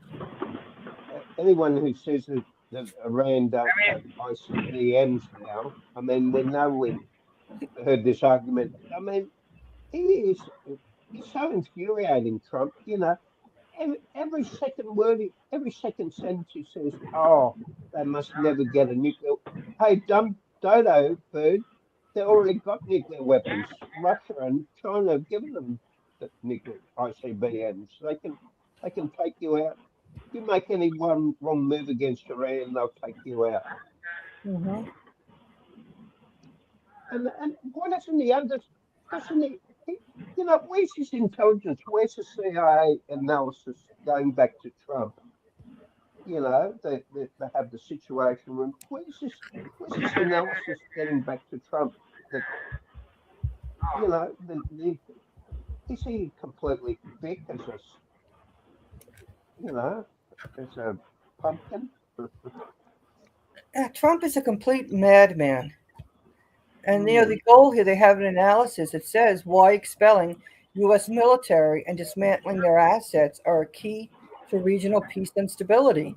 Yeah, that's the key to in the Middle East, expelling the U.S. military and dismantling their assets. That's the key to peace and stability in the Middle East.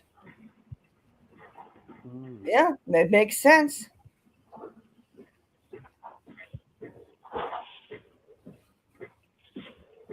Okay, and yeah, Yemen is dealing with Saudi Arabia. Yemeni forces conduct drone strikes on Saudi Aramco oil refinery in. Yemenis are doing that. Yeah. That's awesome. I love it. It's an interesting comment from Evelina. She's saying off topic, but talking about Parliament, Venezuela Congress is in a cross-party vote ruled Israel is a terrorist agent in Venezuela.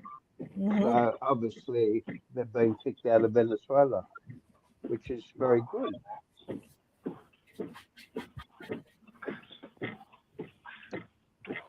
Yeah, let me see. You know, Javier Malay could take a There's something book white out of here. See?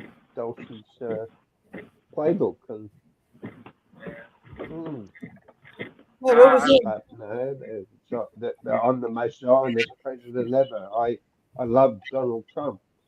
yeah, no, I like what the South. I like what the Malaysians have done in regards to Israelis, because Israelis are fucking annoying. Yeah. They really are, and I don't like them anymore. You know. Well, here's what Iran says again.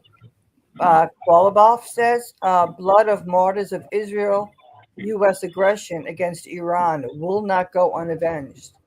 So the aggression, the mass slaughter, the blood of the martyrs is not going to go unavenged. You know, you look at all the school children and all the people that were killed, civilians killed. Actually, look, Dee, we've had a late inclusion into the show. Something white is part of the show now.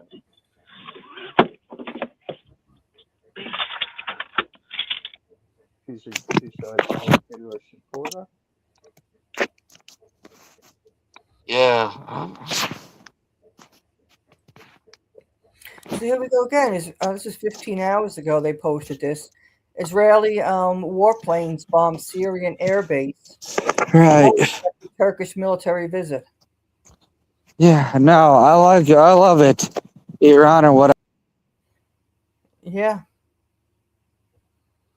Mm. And somehow cousin of Israel Bashar thinks they al-Assad. could take out Turkey. It's crazy. I just going to say the cousin of Bashar al-Assad has been found guilty of, the prisons, and he's been sentenced to execution.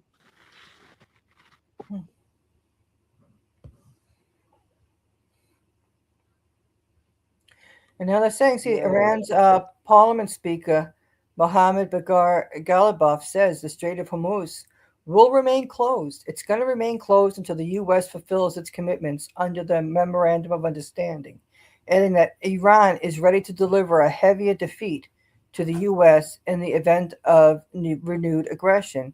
So they want the U.S. to keep its word. Mm. You know, and Trump's just baffling all over the place, you know, being the clown that he is. Mm. And also the Israelis have put up their flags in southern Lebanon, now on the road to Damascus. Sorry, the road to Beirut. The main road from southern Lebanon. They've rebuilt the bridges there, bridge over the Tony River, and so that's lovely. They're just all set to go Well, I'm to sure the battle with flags will the be taken Lebanese down. government Hezbollah again. Well, I'm sure somebody, you know, in Syria will take down the flags, or Lebanon, you know, wherever it puts up their We would think flags. so. Oh yeah, in that house Mm. in the West Bank, the Palestinian American, he put up the USA flag over his house. Mm.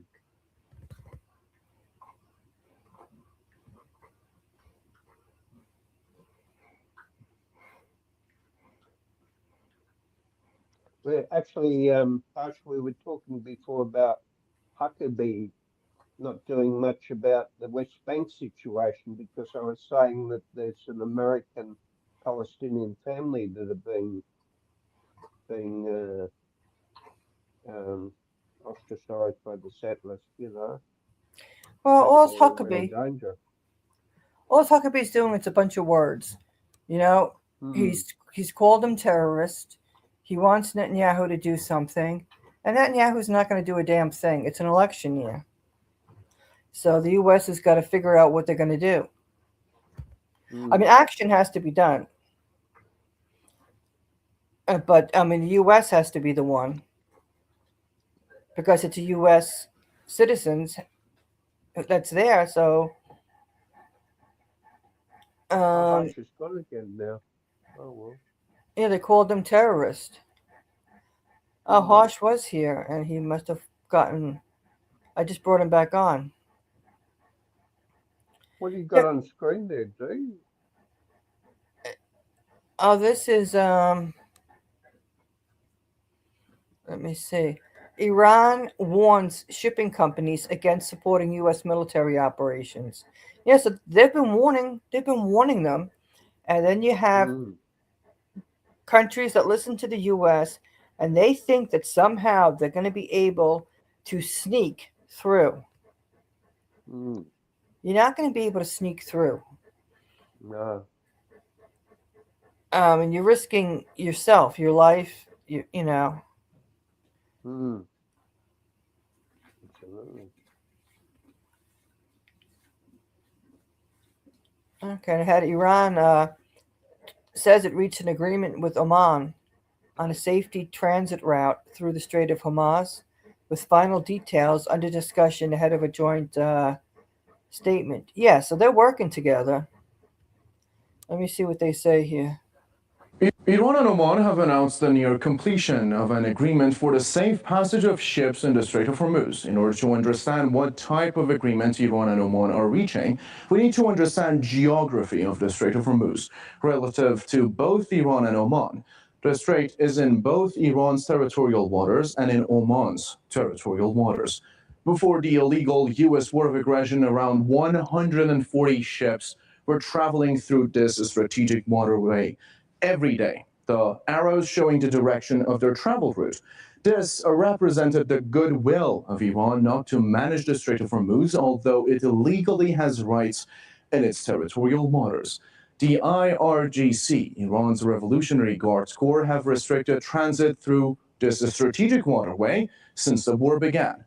They've ordered vessels to take this route around Lorak Island towards the north. They have also said that this area here is hazardous restricted, most likely scattered with, you guessed it, sea mines. Iran says the full reopening of the strategic waterway depends on U.S. compliance with its obligations under the Islamabad Memorandum of Understanding, such as the lifting of its full naval blockade. The U.S. has positioned two carrier strike groups in that area. What is disagreements between Iran and Oman? In addition to determining a safe transit route for commercial shipping through the strait, geographical coordinates of the route proposed by the two sides have also been agreed upon. Coordinate agreements mean location of entry and exit routes for maritime traffic. Under the planned arrangement, large parts of the shipping routes would go through Iran's territorial waters, and some parts would also pass through Oman's waters. The new routes would be used for a period of 2 to 4 months or potentially longer. Iran's Supreme National Security Council has announced that in order for the strait to be reopened, there needs to be adherence from the U.S. side to the following: end of war with Iran, Hezbollah, and Hamas. There also needs to be full lifting of the naval blockade. Okay. So they were intelligently talking about stuff, and then you got the buffoon from the U.S. coming out with nonsense all the time.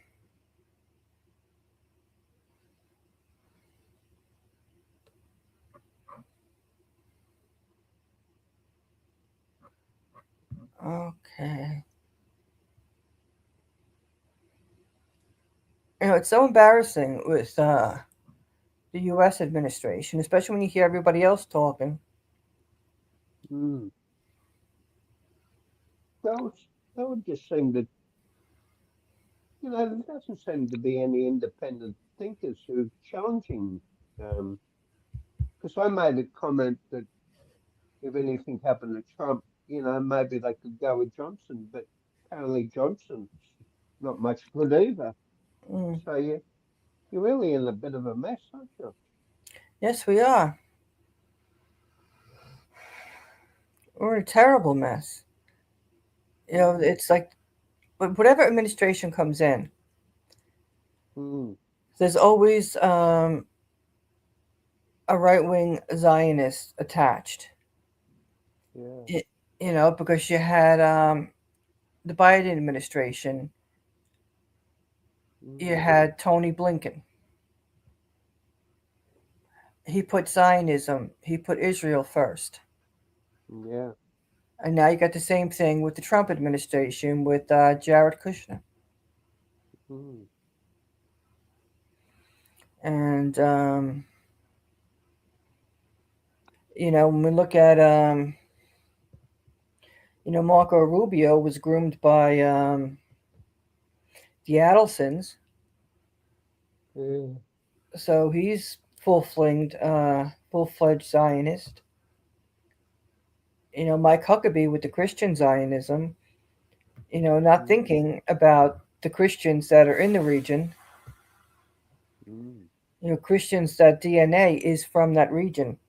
I mean, you have people that still speak Arabic, the language that Jesus spoke, and he doesn't think about them at all.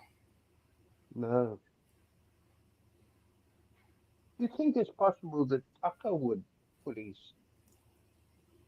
nomination in? I don't know. Tucker Carlson, Right, he would have to go independent as well. He'll have to go independent as well. Yeah.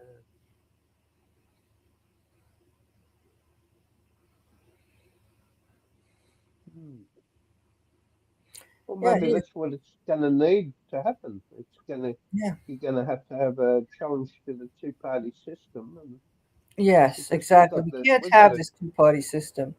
We have to have an independent. Yeah, well, at some point we stop voting. Fuck, at some point all this shit's supposed to collapse, right? I mean, am I wrong? What's that?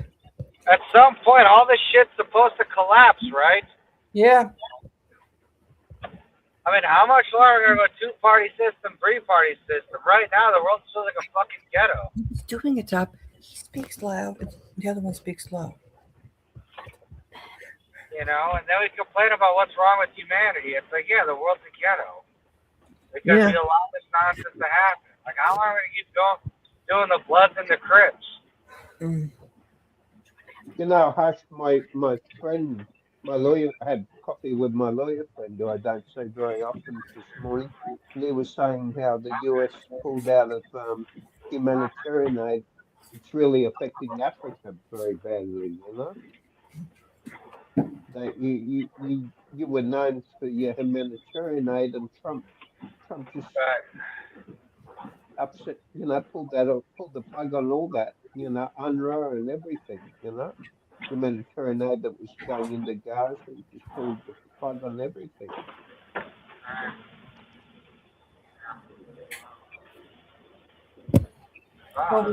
Well, it definitely needs to be changes, and we need to have somebody that's not a loyal Zionist in the White House. Yeah, but how do we do that when Zionists control our freaking government? That's the whole problem. That is the whole problem, because this I mean, even with these people who are quote unquote anti-Israel, they're closeted Zionists too. Mm-hmm. I mean, how do you sit there and say you're anti-Israel but you're pro-Ukraine? A lot of them. How do you sit there and say, "Oh, I'm against what Israel's doing, but I support their government to exist as it is"? It doesn't make sense. But then we live in a world where people think they're camera shy, or where people claim they're camera shy, but yet they still think they can be funny. So I don't fucking know. Maybe we're all just fucking retarded and we deserve this chaos. I don't fucking get it. I mean, Israel had such a good health system before the war. Maybe not so great now because a lot of it's gone underground. But the but I mean, you guys have got nothing. You don't have. Okay, you've got these domes where, and the elites can go down and hide in there. I've heard they've even got mattress down there. I mean, you can go and that'd suit Trump, wouldn't it? You can just go down there and you have his nurse for his flatulence problem. Yeah.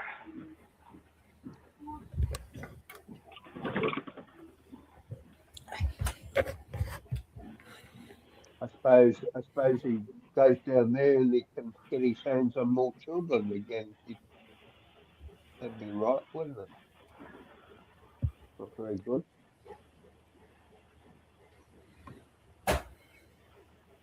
Okay. Fuck. The U.S. is in such bad shape. Even here, says regional states. This is the Middle East. See, U.S. is paralyzed. Nice. Yeah, they seek bilateral deals with Iran. Mm. You know, and that's what one of the persons, people in Iran was saying. There's not going to be peace. There's not going to be peace until the U.S. is out and their military bases are out of the Middle East. And that's true because the U.S. anywhere the U.S. is, it's just really sad. But there's always violence. There's always Oh, you have a country built on violence. What do you expect? right, and you have one group going after the other. They have they create these different groups to fight each other because the U.S. wants a particular resource. And I think I was reading somewhere where the U.S. has existed for 250 years, and they've been at war for damn near like 240 something of it. yeah, most of the time the U.S. has been at war. Yeah, that's like 90% of the time. Yeah, that's like more than 95% of the time they've been at war. So I mean, that is what it is with this country. But I mean, look at how this country had manifest destiny and how it became the 13 colonies, how it took over the natives and all of that. I mean, this country's always been built on violence, and I hate to say this for people like you and Wayne, but a lot of Europe is based on violence too. Yes, it is. It is. I mean, like I said, my family came over here. You had the famine in Ireland. There was just always groups that the British had a problem with, and you had people, escaping persecution, and then they were coming over here. Right. But then you had that group, like you said, the early on, with manifest destiny, thinking that this land was promised by God to these to Christians. I mean, it's crazy. Sounds familiar, doesn't it? Oh, it does. Boy, Jay, this land was promised to me 2,000 years ago. Yes, and I guess the U.S. was promised years ago to Christians. I mean, it's ridiculous. Yeah, it was promised to the Mormons. Oh yeah, and somehow this, Jesus is white, white, blonde-haired, blue-eyed. I mean, it's just it's crazy. Yeah, you know what I find funny? This a thing called. Have you heard of this thing called Chrislam, which is a mixture of the Goyim and the Amalek, the Muslims and the Christians, and then so basically this Armageddon is going to be the Chrislam against the Jewish Zionist, and it's going to be a zombie apocalypse when it gets really sort of nasty, And then the only one that says of surviving it, they just go down in their dumbs for a little while until they succumb too. This whole thing is just it's lunacy. When you really think about it, it's just sheer lunacy. Mm. And the crazy thing is that in Israel, I mean, many of the Jews there are Eastern European. They are. And they're converts. They're not the original DNA from the region. You sound like an Oy You sound like an anti-Semite. Why are you bringing up Khazarian Empire theory? You sound like a conspiracy theorist, you anti-Semite. What's the matter with you? I'm What's just the matter? And you've got to Why are you remember bringing that up Khazar? Why are you people bringing who the Khazarian Empire? You people. sound like an anti-Semite. No, I know what you're getting at, though. But Yeah, see, 'cause this is the people gaslight we convert. get. Yeah, this is the gaslight we get from these people. They say for years, "Oh, you sound like a conspiracy theorist." But then what do they want to do? They want to set up a fucking Patagonia in the Ukraine. They want to set up a freaking Israel in the Ukraine. It's maddening. It really is. They want to And set up a Israel in Patagonia too. And they have the Jewish Autonomous Oblast, which is in the Russian area, which is bordered by China and North Korea, and Russia. mhm. Oh no, no! We're conspiracy theorists and anti-Semites for saying the quiet part out loud.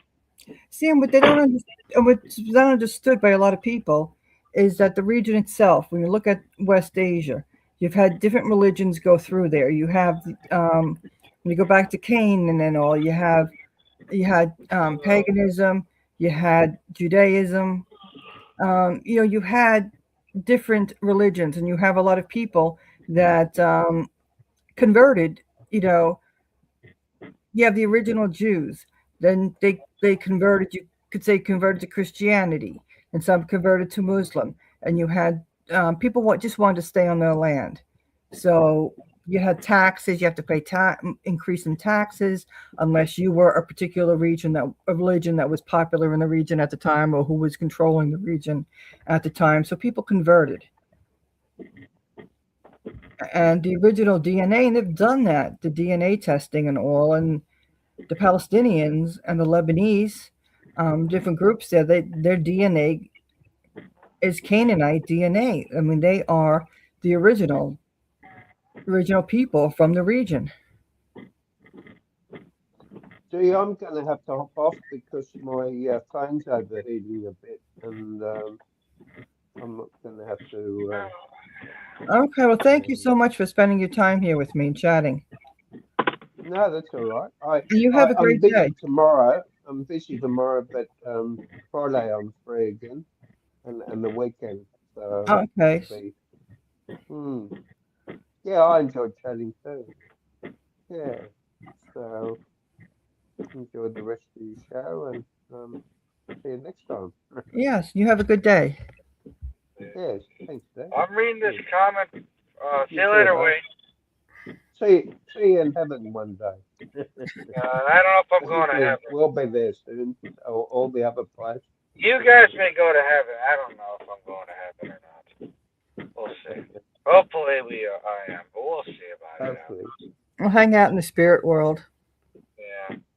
I may have to spend some time in purgatory before I go up.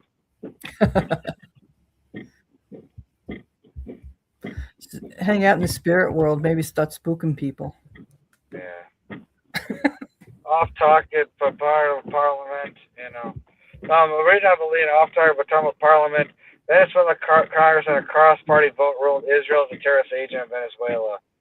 Well, yeah, that's when Maduro was in power. I don't know how they're going to do that now when the new lady's in power. She's got to listen to Marco Rubio. Marco Rubio is the one that's controlling Venezuela right now. Right. Well, yeah. That lady's listening to Rubio, and we all know that's going down. She's gonna listen to Rubio. She doesn't want to go down the way the Israel went, where Maduro went down. So, no, I'm glad Wayne held it down tonight. Though he was great. Okay, it's just me and Harsh on now. Yeah. Okay, I got it down. Okay.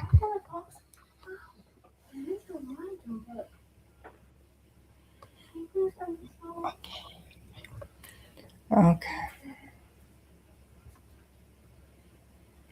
Listen to this. Pentagon concedes no military plan can secure Strait of Hormuz as Trump seeks scapegoats.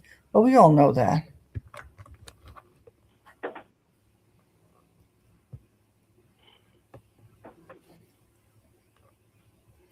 And the Hormuz deadlock frustrates Trump, prompting blame game on AIDS plus psychological war on Iran economy. Yeah, he's just flipping out like a baby in a playpen.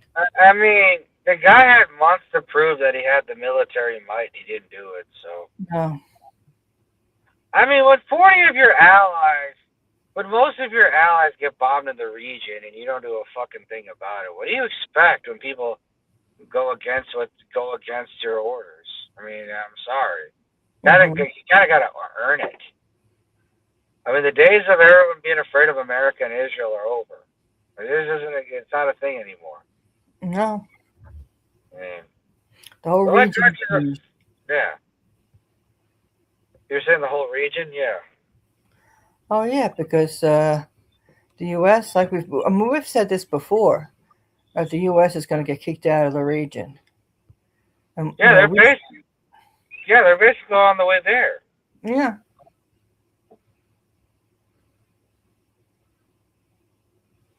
Wow.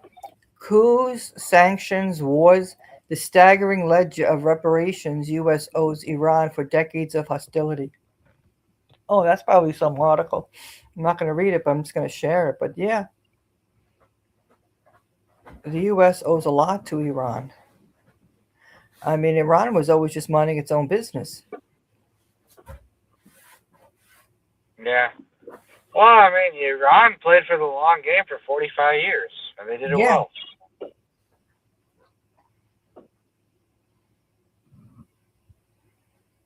Yeah, I mean, that's what they did. But, again, with the U.S., they just don't seem to understand any of this. It's like, well, they don't care. Maybe they want to crash the government and have a new world order. Which I don't even know or care at this point, but it's like, yeah, I hate it. I hate this world. But it's like, I'm not even surprised by it, because it's just, I mean, how do you let 40 of your allies, or like both the majority, I don't know how many countries are there, what are there, 40 countries in the Middle East? They got bombed by Iran, and then the U.S. is upset that they don't want to keep listening to them. It's like, yeah, that's kind of what happens when you hang your allies out to dry.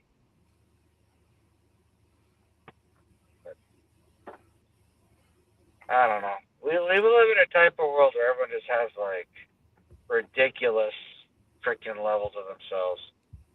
Right, here again, this is trending in Gaza City that 6 Palestinians were killed, including a child and a large number of people injured, most of them children, in an Israeli airstrike targeting a cafe at Gaza's port city, west of Gaza City.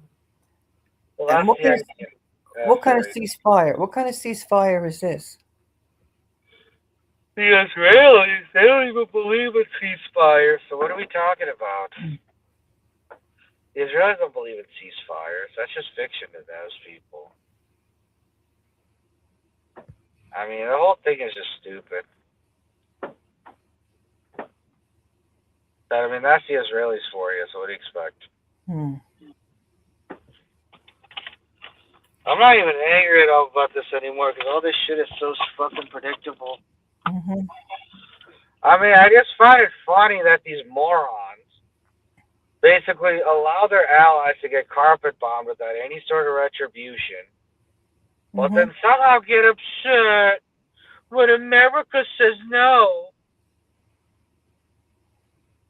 I don't get it. I don't either. How do you hang your allies out to dry and then complain about what America's doing? I don't know.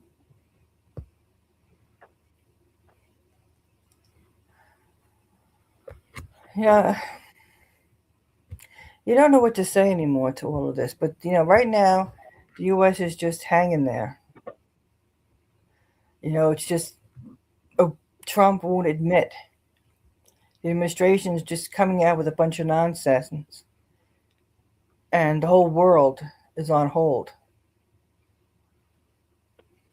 Where trade is concerned and everything else. Yeah.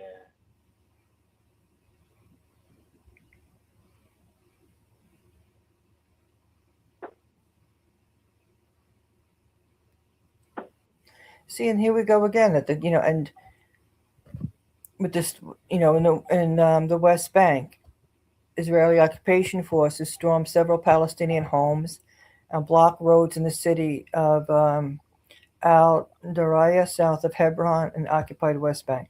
So they've been doing this over and over again, and nobody's stopping them. I mean, Huckabee doesn't do anything. And what he doesn't understand, in a lot of the neighborhoods, in the West Bank, you have Christians in a lot of the neighborhoods, and there's Americans, there's Palestinian Americans. Right.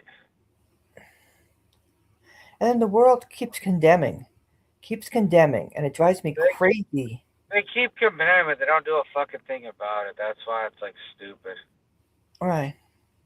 It's really dumb. That's why I don't even like. Oh, they condemn, now what? Like if Turkey forces NATO to join like their side against Israel, then that would actually be like groundbreaking. But if they're not gonna do that, then screw it. Right, because basically Israel is the USA. Yeah. Yeah. I mean, like it's yeah. And this is why the Roma people were offered a place after World War II. Correct. And they turned Britain down because they did not want to be put in a position of being with the ones that were abusing them. Right. And here, like you look at Israel right now, I just keep thinking about that with the Roma people. Yeah. So Israel, this whole plan with Zionism and the Christian Zionism, brainwashing generations of people. I mean, it's just horrible. Look at all the lives lost. These people are mad. They make these plans. Well, we can achieve our goals if we do this. It's brainwashing different populations to believe a certain thing. And then, the big lie that there was nobody there. A land without a people. Meanwhile, the place was populated. Well, here's Israel. Occupation strikes here in southern Lebanon. And, here you hear Netanyahu talking. We're not going to stop. We're not going to stop until Hezbollah disarms. Why the hell should Hezbollah disarm? It drives me crazy. Y'all know why they say that. They want Yemen and Lebanon to be in the same position as Syria. So yeah, have no weapons and we'll just bulldoze you. Yeah. I mean, Syria is going to be a part of Israel in about 3 years. Now to be part of Israel, they're going to be split up into 3 different countries. Yeah. There you go. Something. We got to see how things are going to come about, with Iran. Because, you look at Iran and Yemen, you look at the different players in the region. Iran, they've got a plan. I know everybody wants action quickly and this, that, the other thing, but they think strategically and plan, something the U.S. doesn't do at all.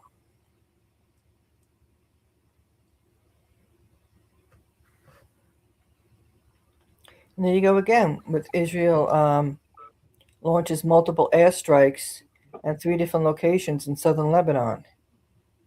And then they complain because they're losing lives. Israel's losing soldiers and everything. Well, if you just keep your soldiers to yourself, you. Yeah. I don't know why Israel complains about losing soldiers. They don't even use their soldiers to fight actual battles. Right. It's like if they're losing soldiers in places like Gaza, West Bank, Lebanon, and Yemen, it's like, well, they're just fucking retarded. They're just pretty shitty at their jobs. I'm sorry to say that. Oh man, I'm tired. Oh man. But yeah, I mean, this whole thing is so stupid. That's why I don't even. That's why it's hard for me to even do these podcasts. It's like, what are we gonna talk about that we already don't know? Right, but people just like updates on stuff. See, I don't maybe know. In your case, you got to keep it up. But I'm saying, like, for me in general, it's like, right. So what here am we I gonna go. talk? Yeah.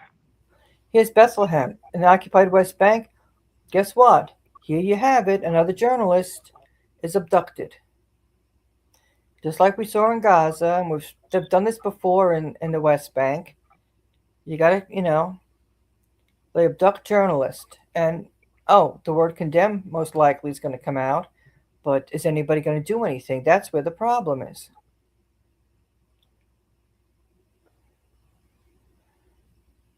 That's why it infuriates me with this whole condemnation thing.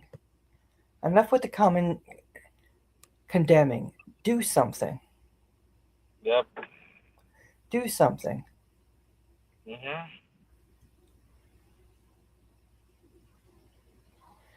Oh, and sometimes when I think about these thugs, the illegal Israeli settlers, has here that they're shining a laser beam at Palestinians' homes um, in a town east of Nablus, in occupied West Bank. Now, could you imagine if um, real gangs came in from other countries that are really street gangs came in? That would scare the hell out of these, Oh, absolutely. because these settlers are just a bunch of wimps. They act all tough because they have the IOF there, or they have weapons and the Palestinians don't. Let them face some real thugs,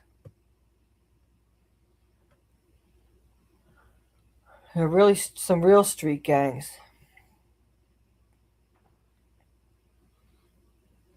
Yeah. This makes them tough.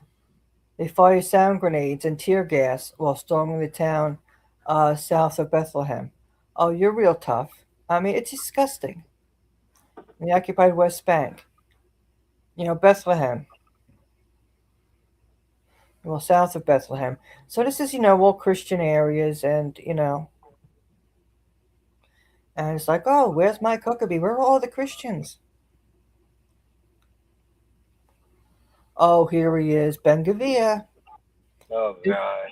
Israel's far-right minister Itamar Ben Gavir has unveiled the construction of an execution facility to hang Palestinian prisoners, fitted with viewing booths for spectators to watch. He's a sick, sick, sick man.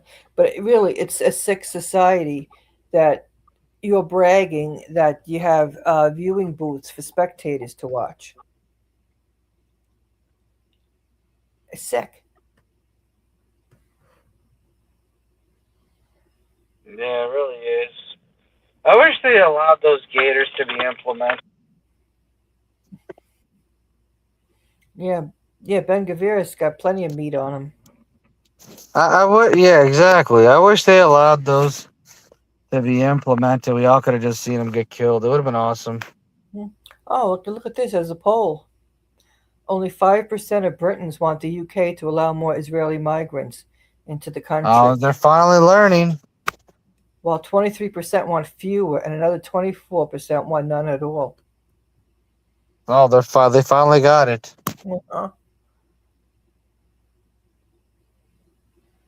Yeah, it says 55% of Britain oppose Israel's genocide.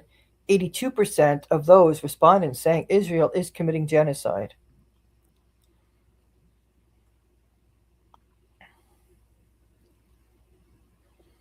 Israelis become Britain's second least wanted migrants.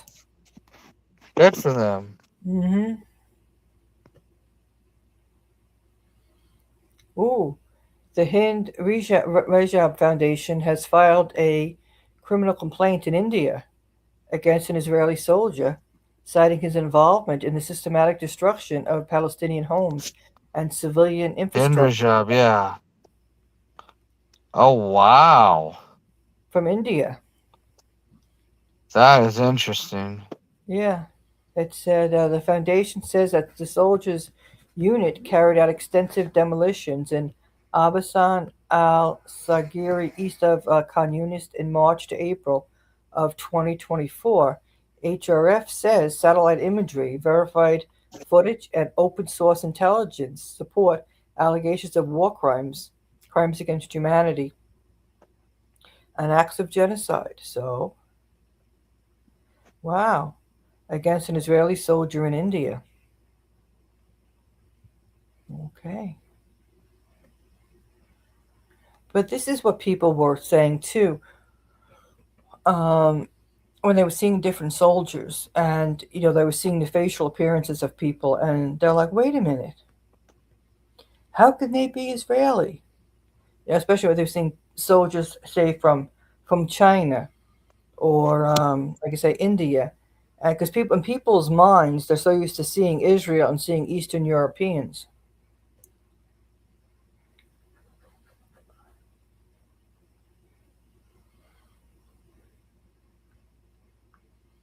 And it's just really weird because, when you go centuries back to the beginning, they were darker skinned.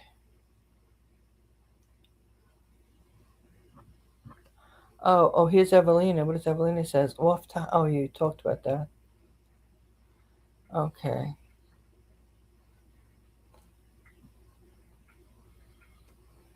Israeli occupation forces stormed the village of Deir Abu Mashal, occupied West Bank. See, around the clock they're doing this.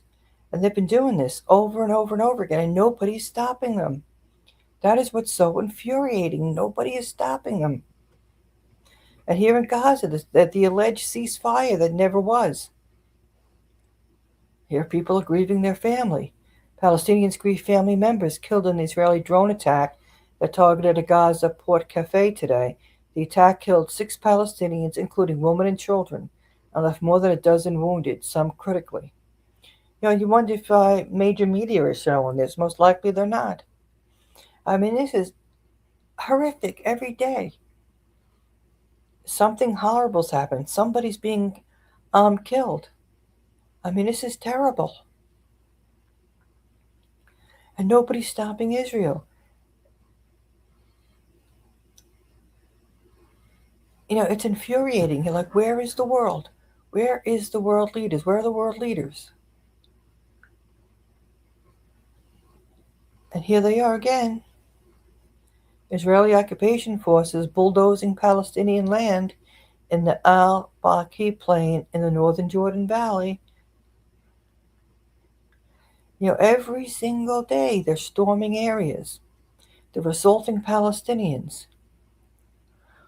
And here's another place in the occupied West Bank. Israeli occupation forces stormed the village of Udla, occupied West Bank, and assault Palestinians. And nobody stops them. You're like, where is the world to stop Israel? Where is the world to stop it? I mean, war crime after war crime.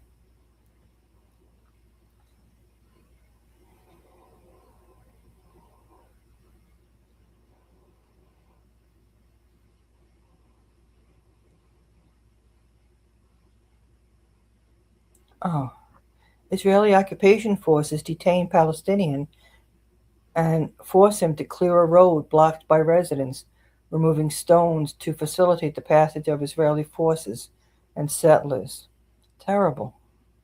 They just can't leave people alone. Nobody does anything. Nobody's doing anything to stop Israel. People, people around the world are infuriated. And they want to see world leaders do something to stop Israel.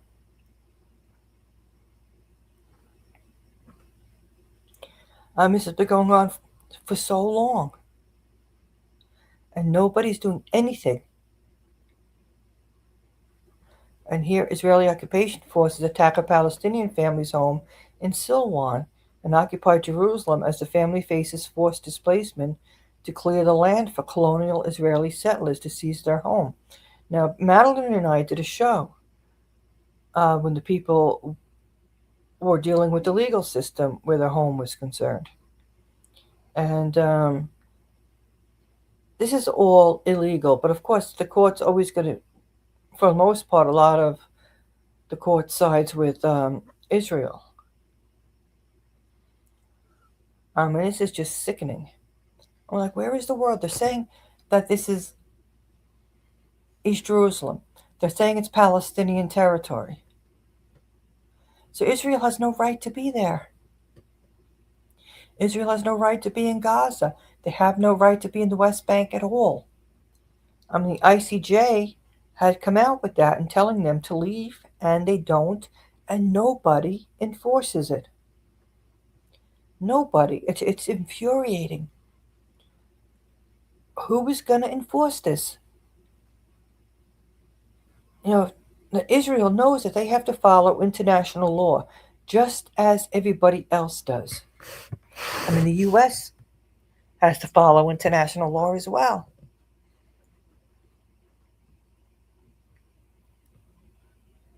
I mean, all these problems is because Israel cannot follow international law.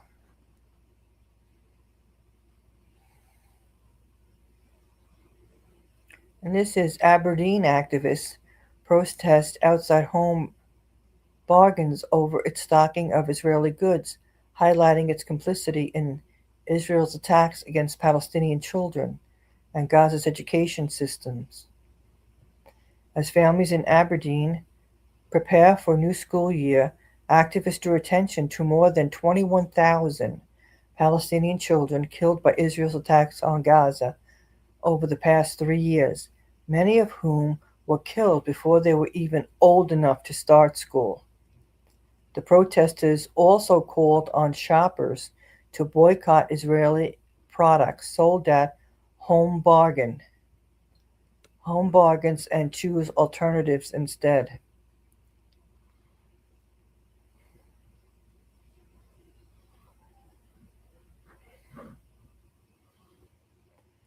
Okay, let me see.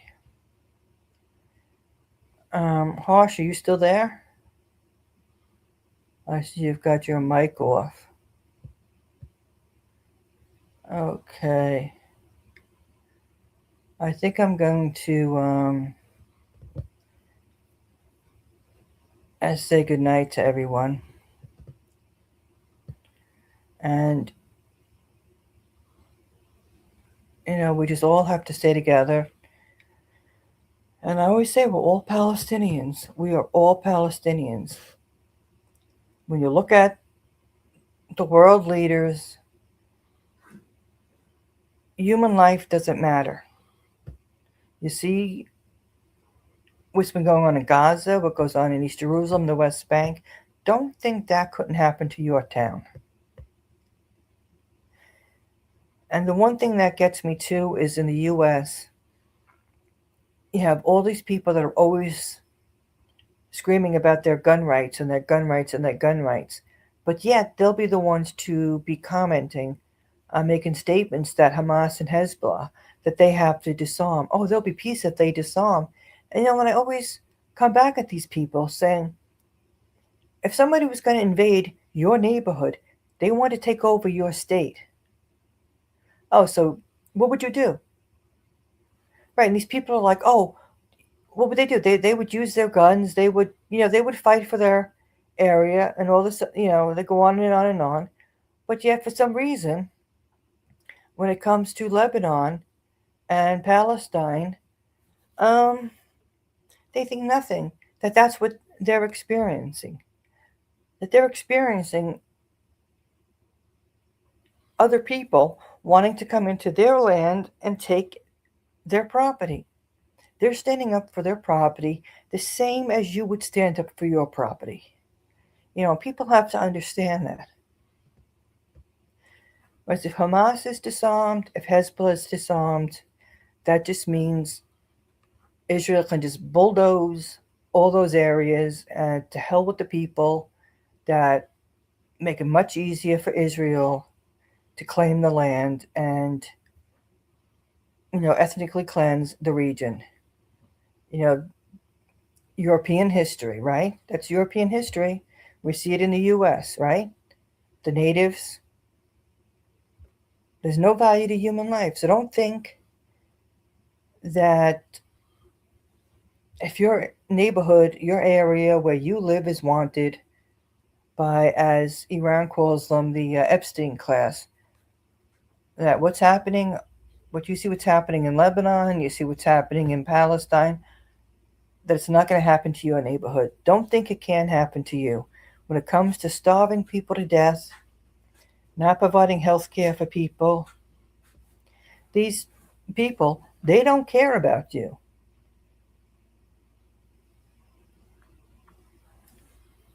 You will be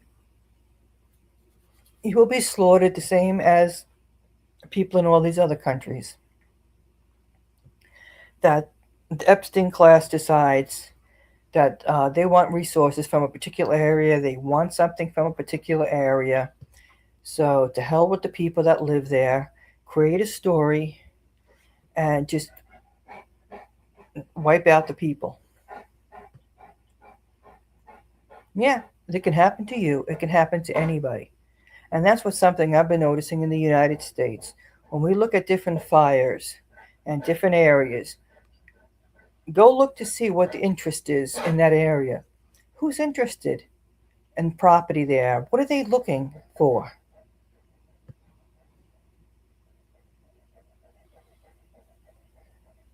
And you'll find some of these areas, you've got the data centers. You know, some of them, they want to build those smart cities. We talk about eminent domain laws where things would be done legally. Oh, why bother with that? Let's just have a fire, have something go through the region, and then we'll just take it over. So the people just have to pack up and leave, and because they don't care. They don't care about you or me.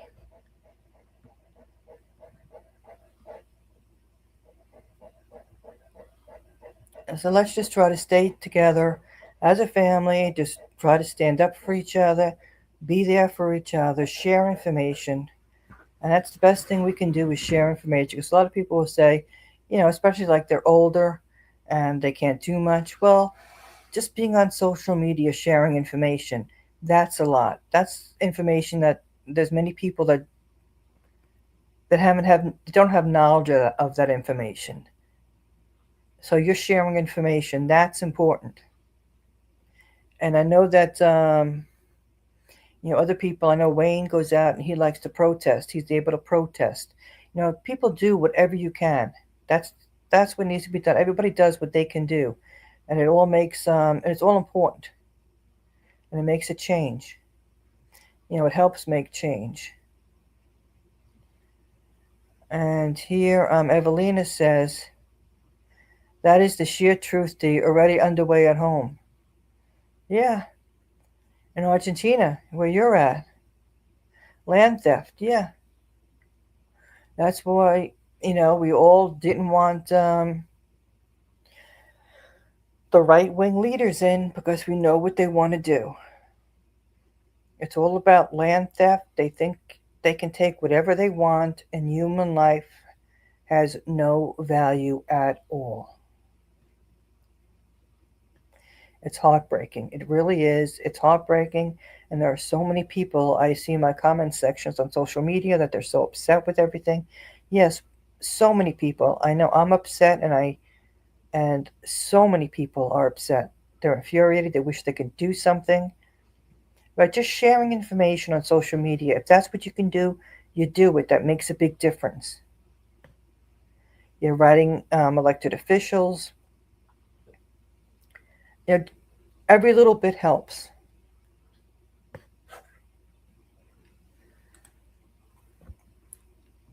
So later on, Wednesday, evening at 9:30 p.m. Eastern Time, I will be on with Denardi. And Denardi usually likes to cover elections.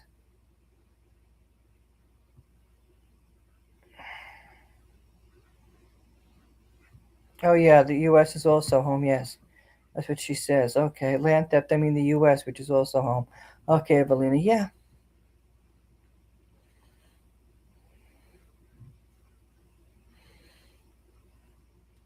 Yeah, the U.S. Is in bad shape. Um, we look at just all over for different storms, the fires, and then, like I say, you do your research, and then you see, well, this was what their intention was. They want to, build trains through here. They want a smart city. They want AI data centers.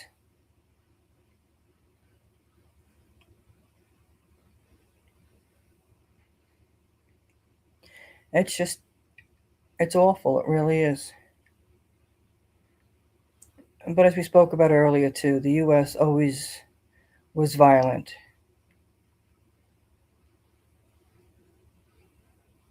Violent history.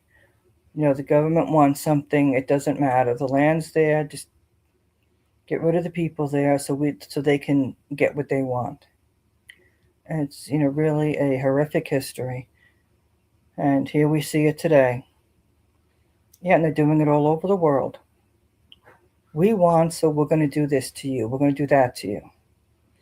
We look at biological warfare where the population is concerned. They want to get rid of certain people.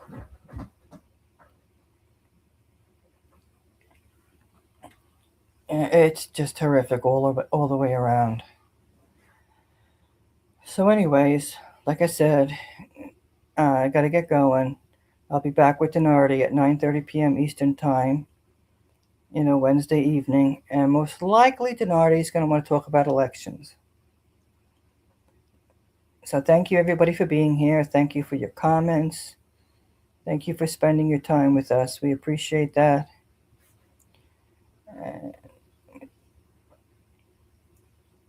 And let's just keep doing what we're doing. Sharing information, talking about what's going on worldwide. We're all doing the best we can. So, free Palestine. I still, try to keep the focus on Palestine because I know there's a lot going on everywhere. Let's just not you care about what's going on in Palestine, but you're seeing stuff happening, Latin America, and just in all different countries and everywhere. Yes, we share information about everywhere, but let's always make sure we, include Palestine because I think that's what, those on top, they want you to try to stick Palestine to the side. The U.S. wants to take it all over, basically, you say Israel, they want the whole Middle East. But, yeah, you got to keep the focus there as well as everywhere else.